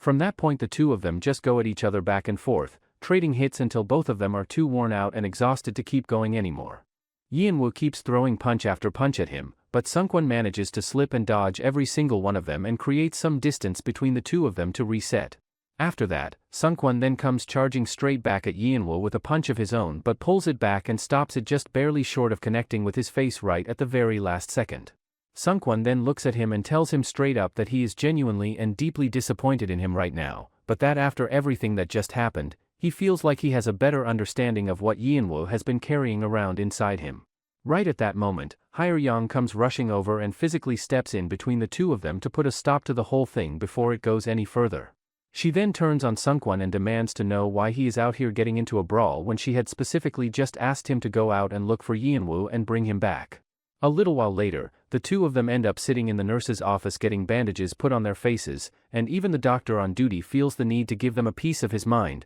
telling them that they really should not be doing things like this to each other and that he does not want to keep seeing them walk through his door with their faces all beaten up. For the rest of that entire day, Yeonwoo and Sungkwon go about things in complete silence without exchanging a single word with each other. Then that night, Giddick absolutely blows his top when he finds out that the two of them skipped out on their matches and spent that time beating each other up instead, and makes it very loudly and clearly known to both of them that when they get back to school he is going to make them pay for it in a very big way. The coach, however, does not share in Giddick's anger at all and instead breaks out into a mocking laugh, sarcastically telling them all that they are doing absolutely great and that the future of the judo club is looking incredibly bright based on what he just witnessed. He then turns his attention specifically toward Giddick and Daeho and points out that the two of them really do not have much room to be running their mouths and talking big when they themselves got knocked out and dropped in the very first round without making it any further than that. He also throws in that the entire team as a whole is sitting right on the edge of falling off the face of the earth, and that the whole situation honestly reads like something straight out of some low-quality third-rate comic book that nobody would bother picking up. Right in the middle of all that, the coach suddenly stops and his eyes land on something unexpected, as he realizes that the Yudosan High team happens to be sitting right behind them in the very same all-you-can-eat-at restaurant. Yudosan's coach pipes up and explains that pretty much every single all-you-can-eat place in the surrounding area has gone ahead and flat-out banned their team from coming in, so they really had no other option but to end up here, adding that food only ever truly tastes the way it should when a person is free to eat as much as they possibly want without any limits. Hanpan's coach then leans over and casually asks whether they will be running into each other again at the Nationals next time around, and Yudosan's coach fires back that nobody can really say what the future holds, and throws out the observation that who could have ever predicted that a completely clueless rookie would one day end up becoming a head coach. That comment is all it takes to set both coaches off and the two of them dive headfirst into a full-blown back-and-forth argument, while Yeonwoo sits there on the side quietly and slowly working his way through his food without getting involved in any of it. One of the team players then yells over at Yeonwoo and gets on his case for sitting there picking at his food like a bird instead of getting up and bringing back more meat for the table. As it turns out, Yeonwoo and the blonde-haired guy from Yudosan both happen to make their move toward the meat at the exact same time, arriving at the same spot simultaneously. To make matters even more tense, when they both get there they find that the restaurant has only a single plate of meat left sitting out, and both teams immediately start hollering and yelling at their respective players to grab it and bring it back before the other side can get their hands on it. The two of them lock eyes with each other right there in the middle of it all, each one thinking the exact same thing and knowing that there is absolutely no way they are walking back to their table without that meat. Yeonwoo and the guy both grab onto the plate at the same time and start pulling against each other with everything they have got, and the tug of war gets so intense and out of control that the meat ends up flying off the plate and landing directly on the faces of both coaches sitting nearby. Hanpan's coach then looks over at Yudosan's coach and tells him to forget about the plate of meat entirely and suggests that they settle things properly by putting some premium Korean beef on the line and finding out once and for all which team truly runs and rules Kangwon. After that declaration is made, both teams immediately erupt and start shouting across at each other that they are more than ready to take that challenge head on. The very next day, the Hanpan team gets right back to it and throws themselves back into training, except this time around everything is cranked up several notches and pushed into an even more brutal and punishing level of intensity than anything they had dealt with before. Every single one of them is out there running while hauling some massive and incredibly heavy piece of equipment up on their shoulders, grinding through it step by step. The players are completely in the dark about the reasoning behind why they are being put through this particular kind of torture, and more than a few of them are privately thinking to themselves that ever since this new guy showed up and became part of the picture, absolutely everything has been turned completely upside down and turned into one giant chaotic mess. Later on, the team gathers together for a meeting where the coach stands up and lays it all out for them, telling the group that in 1 week from now they are going to be stepping up to decide the entire fate of Kangwon province, and that they are going to go out there and completely crush Yudosan High and take their rightful place sitting on top of the throne. Right in the middle of that fired-up speech, the gym doors suddenly burst open and a guy comes storming in absolutely fuming,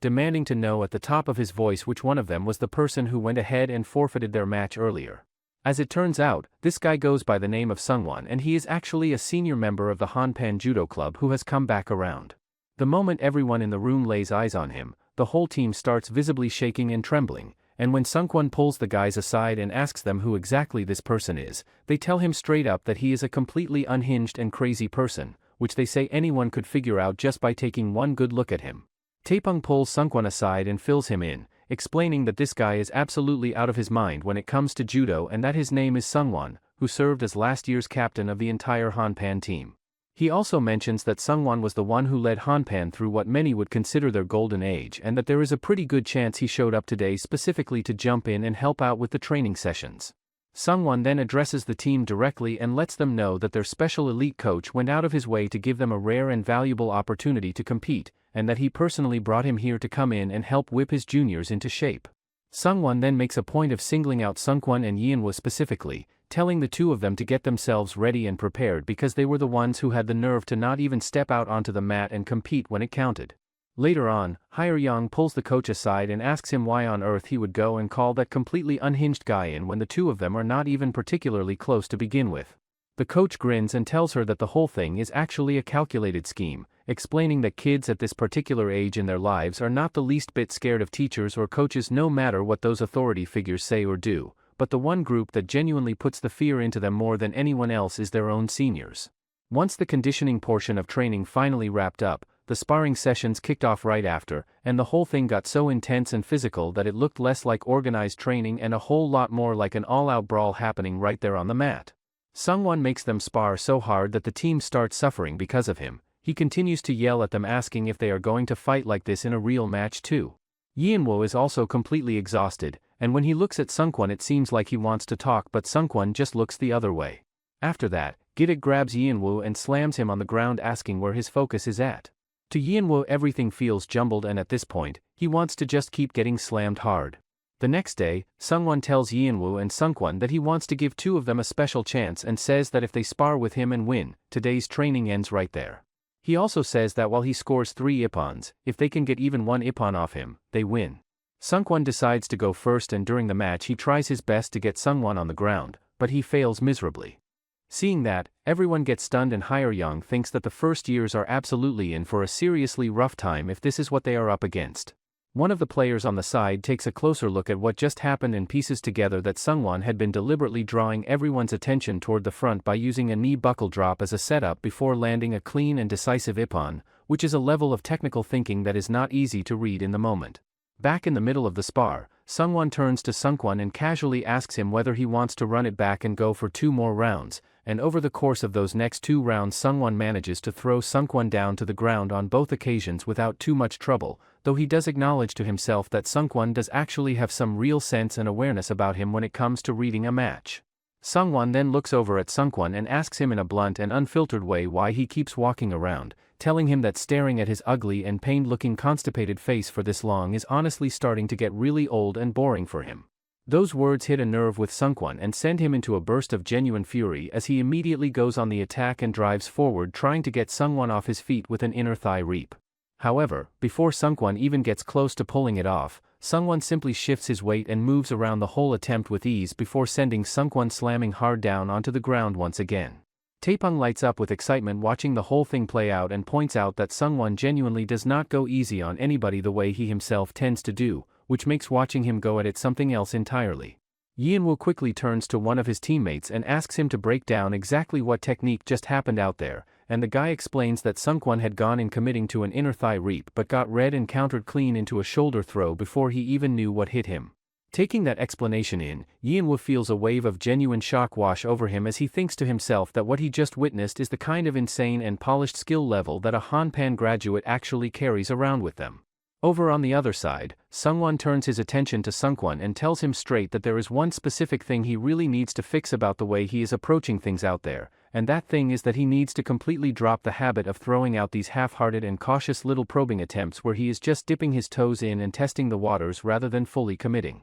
He tells him that he can already see clear as day that Sungkwon is the kind of person who likes to keep moving while calculating and sizing everything up in his head, but warns him that by the time he has fully figured out his opponent and feels ready to make his real move, it is going to be way too late and the match will already be gone. Sungwon then wraps it up by reminding him that he is a significantly stronger opponent than anything Sungkwon has faced before, and tells him to stop holding back and just come at him with every single thing he has got without reservation. Sungkwon then gets up and tells him that there is still one match left, so they should continue it. The match continues with Sungkwon giving it his all and this time he looks even more determined from before. Yeonwoo is also cheering for him and hopes that Sungkwon could throw him this time. During the match, Sungwon tells him that he shouldn't let his emotions shake him as it's leaving holes all over his technique and he is the type who needs to move with precision. Sungkwon then gets all charged up saying that this guy is really driving him crazy. However, this time Sungkwon manages to take down Sungwon even though he lost the match, surprising everyone.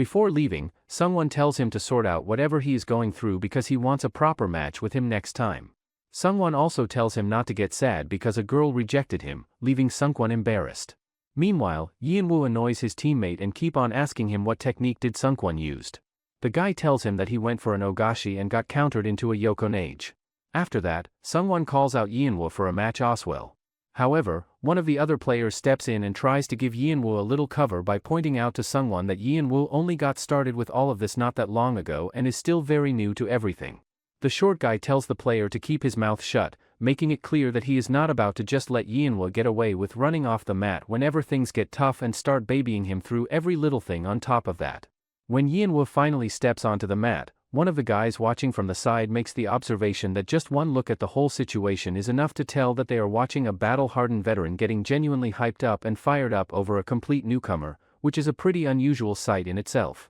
The match gets underway with Yeonwoo throwing himself into it and giving everything he has got in repeated attempts to get Sungwon off his feet and down onto the ground, but every single time he goes for it the attempt falls apart and comes up completely empty. Sungwon takes note fairly quickly that Yeonwoo is already starting to run low on energy and get worn down just from these early exchanges alone, and he looks down at him and tells him plainly to get himself back up and keep going. That is all it takes to light something up inside Yeonwoo, and he gets himself fired up, reaches out and grabs onto Sungwon with a firm grip, and in that moment makes a promise to himself deep down that he is going to change and become someone genuinely strong no matter what it takes. Despite all that fired up energy, Sungwon gets a hold of him almost immediately and drives him straight down into the ground without much trouble at all. Sungwon then looks down at Yeonwoo and tells him bluntly that the idea of challenging him in any kind of contest of pure strength is something he is about 100 years away from being ready for. Sungwon then gears back up and comes charging in at Yeonwoo again with the clear intention of throwing him down once more,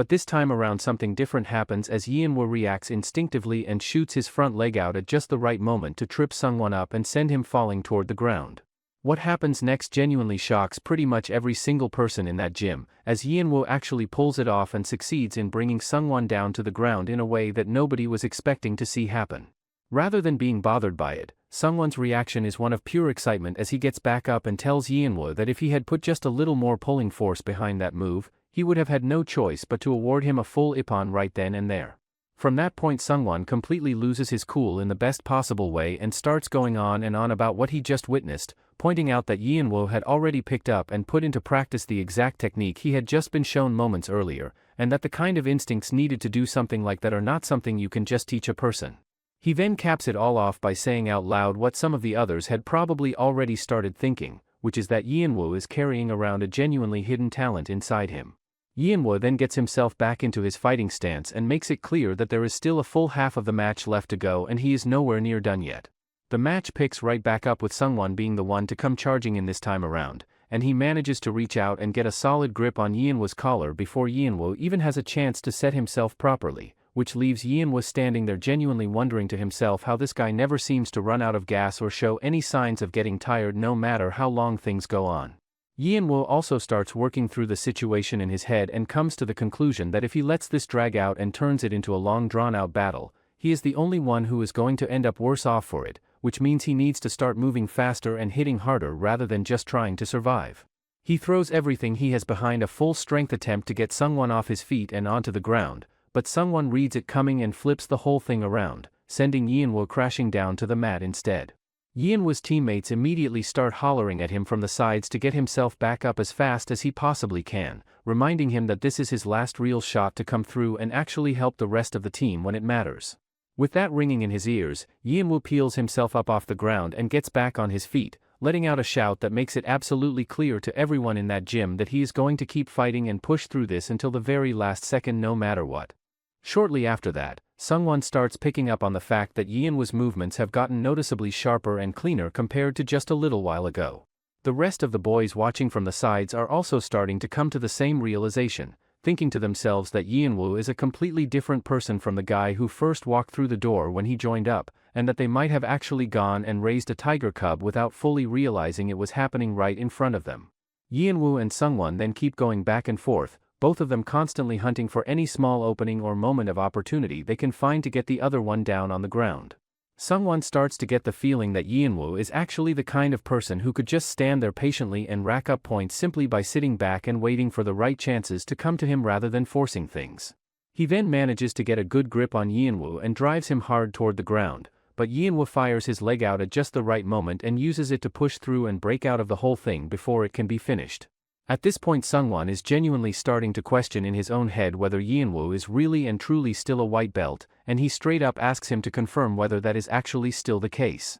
On top of that, he finds himself wondering out loud why none of these boys have gone out and entered a real tournament, yet when they are clearly putting in this level of hard work and effort every single day in training. Suddenly, he comes to a realization that Sungwon and Yeonwoo might have fought over a girl. After that, Sungwon charges at Yeonwoo and grabs him and tries to throw him on the ground, but Yeonwoo pushes him as well. The referee thinks that it's Wazari, but the coach says that it's not enough for Wazari. On the other hand, Sungwon wonders when Yeonwoo learned to chain techniques like that. The match continues with Sungwon charging forward, and he wonders if Yeonwoo is one of those monsters who level up during the match, and this is the reason why he thinks that newbies are so exciting. Sungwon then tells him that if he thinks that lower the center of gravity will keep him safe, then he should forget about it. Sungwon then drives Yeonwoo hard down into the ground, and Jinma watches closely and starts wondering out loud whether this is finally the moment the match comes to an end, but the coach steps in and counts it as a Wazari rather than a full point finish. Sungwon looks on and thinks to himself that now is definitely not the time for anyone to start loosening up and feeling comfortable, because at this stage both of them are sitting on a single Wazari each, and everything that comes next is going to be what actually decides who walks away with the win. Hyeryong turns over to the coach and asks him to confirm whether that last move that did not fully score was basically what counted as the Wazari, trying to make sure she has a clear picture of where things stand. Pretty much everyone watching at this point has their hopes firmly set on Yeonwoo pulling through and coming out on top, and the general feeling in the room is one of tense anticipation as people just want him to seal the deal and put it away. The coach meanwhile is thinking quietly to himself that the moment Yeonwoo needs is on its way, but that chances like that do not just hand themselves over to anyone, and they only mean something to the people who are actually ready and able to reach out and grab them when they show up, leaving him wondering what exactly Yeonwoo is going to do when that moment arrives. Sungwon then makes his move and comes charging in hard at Yeonwoo with a throw attempt, and in that split second Yeonwoo's mind flashes back to watching Sungwon's match earlier and the lesson about keeping his balance steady when a technique comes driving in at him, and drawing on exactly that,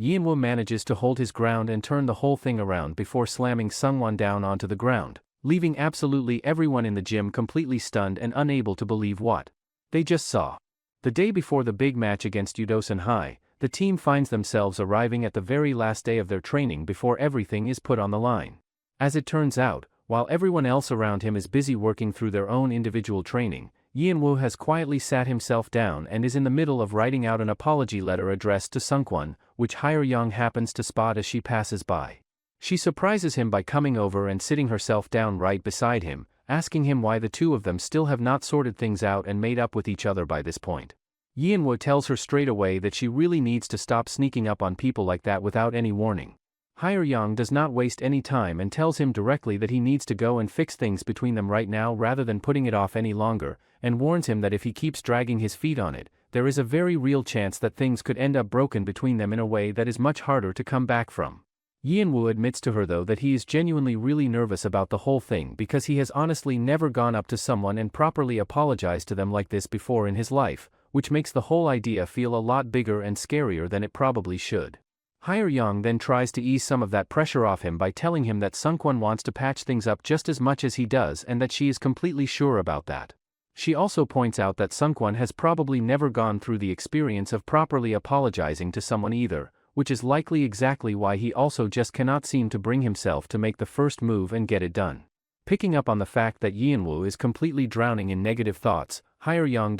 tells him that Sungwon thinks the world of him and considers him really precious, before immediately catching herself flustered about having said it out loud, thinking that Sungwon would absolutely hate it if he ever found out she was going around saying something like that. At that moment Yuman comes bouncing over and tells Hyeryong that the story she had shared with her a while back was honestly so good and interesting that she ended up trying her hand at putting together some character designs inspired by it. Hyeryong's teammate then calls out to her from across the way, letting her know that they still have a whole pile of interviews left to get through, pulling her away from the conversation. While Hyeryong heads off to take care of that, Yuman takes the opportunity to pull out the character designs she had put together and shows them to Yeonwoo, and he looks them over and tells her that he is not entirely sure what he is supposed to be reading into them just from looking, but that one of the designs really seems to remind him of Sungkwon for some reason. That observation sparks something in his head and he quickly turns to Yuman and asks her to fill him in on the actual story that Hyer Yang had told her in the first place. Yuman then settles in and begins walking him through it, starting from the day of the middle school entrance ceremony, which happened to be Sungkwon's very first day at that school.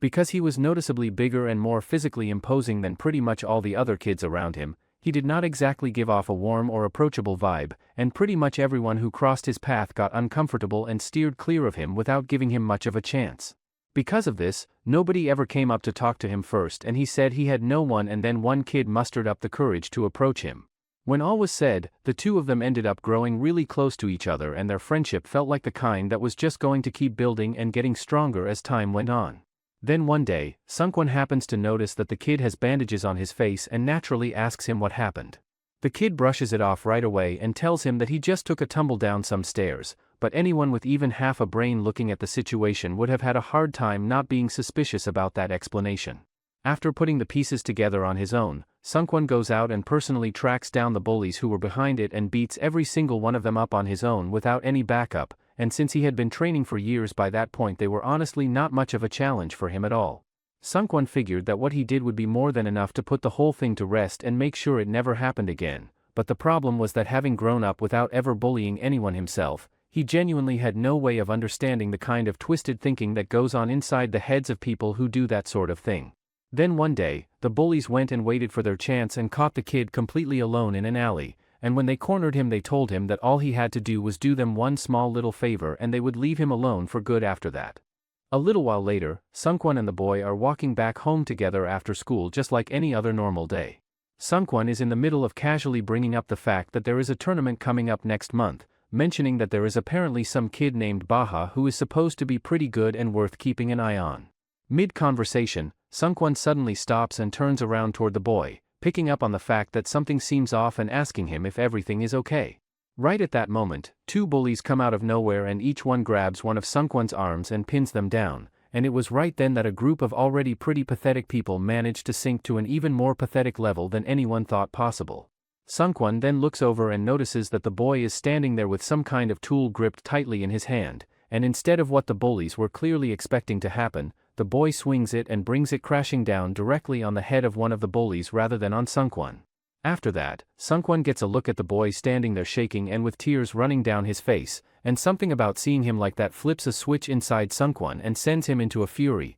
so he spins around and deliberately punches himself right there in front of the bullies to make a point. He then gets in their faces and asks them straight up when exactly they are going to reach a point where they are finally satisfied and ready to just leave the two of them alone for good. That question hits one of the bullies the wrong way and sets him off, and he turns to the boy and tells him that he needs to smash Sungkwon no matter what happens. Sungkwon then shifts his attention over to the boy and tells him plainly that all he has to do is hit him just one single time and the whole thing will be over and done with. However, things escalate quickly and Sungkwon completely loses it and starts laying into the bullies with a level of brutality that genuinely frightens the boy enough to step in and grab Sungkwon to stop him, telling him that he is going to actually kill someone at the rate he is going. What happens next catches everyone off guard, as Sungkwon reaches out and picks up the tool and pushes it into the boy's hands, telling him straight that he needs to go ahead and beat that bully until he is bleeding, because if he does not follow through on it they are just going to keep piling more and more onto both of them without ever stopping. The boy wraps his hands around the tool and works up the nerve to charge straight towards Sungkwon with it, but at the very last second something stops him cold and he cannot go through with it, telling Sungkwon in a broken voice that he just cannot bring himself to actually hurt him no matter what. Right in that moment, one of the bullies with bright red hair sees his opening and explodes forward, smashing the boy across the head with a brick before anyone can react. The red-haired bully then hurls that same brick directly at Sungkwon's face, and within seconds both of them are bleeding badly from their wounds. The bully then starts taunting them, pointing out that he is still covered under juvenile law, which means that even if he killed them both right here and now it would not cause any real problems for him. After that, Sungkwon goes completely off and beats the bully so brutally and without holding anything back that emergency services eventually had to physically step in and pull him off before things went any further than they already had. When everything finally settled down, the thugs ended up getting expelled and shipped off to another school, Sungkwon was handed a 1-year ban from competing in any tournaments as a consequence of what happened, and on top of all of that his friend was gone too and simply was not there anymore. That empty seat where his friend used to sit stayed completely empty and untouched for the entire rest of the time until Sungkwon graduated, and just like that, without any dramatic moment or proper goodbye, he found himself completely alone all over again just like he had been before any of it started. Back to the present, Yuman looks over at Yeonwoo and tells him that when Sungkwon eventually made his way into high school, the new friend who came into his life and filled that empty space was none other than Yeonwoo himself. A little while later, Sungwon pulls everyone together and announces that since it is the final day of training, they are going to be closing things out with full-on hell sparring to finish everything off, and the team upon hearing that already looks completely drained and burnt out before it has even started. Yeonwoo looks around at his teammates and picks up on the fact that if this particular session is enough to make the whole team dread it this much, then whatever is coming is clearly not anything close to ordinary training. Sungwon then steps up and breaks the whole thing down for the first years so they know exactly what they are walking into, explaining that the third years have to go out there and beat each other by Ippon, the second years have to go and beat every single one of the third years by Ippon, and the first years have to go ahead and beat all of the second years by Ippon before they can be done. Sungwon then makes a point of pulling Sungkwon and Yeonwoo aside and letting them know that the rules are a little different for the two of them specifically, telling them straight that for them it is not over until they have gone through every single person in Hanpan and scored an Ippon on all of them without exception. With that laid out, the sparring gets underway and by the time things are still going strong it is already the middle of the night and every single person in that gym is running on nothing and completely falling apart from exhaustion. At this point, Yeonwoo finds himself in the middle of a spar with Daeho, and Sungwon makes it known to everyone still watching that the moment Yeonwoo finishes this one up and gets it done, the training session is finally over for everybody. During the spar, Daeho notices that Yeonwoo is a completely different person from when they first fought. In the end, Yeonwoo manages to throw him on the ground and wins the match. After that, Sungwon says that now that everyone is done, they should end this and go back home. However, Yeonwoo stops him saying he still wants to go against Sungkwon thinking he has never really done a heartfelt apology before either. How long do you think it will take for Yeonwoo to fully embrace his potential and become the fighter Sungwon believes he can be? Comment Hanpan if you'd like a part 2 of the series. As usual, thank you for tuning in and we'll catch you in the next one.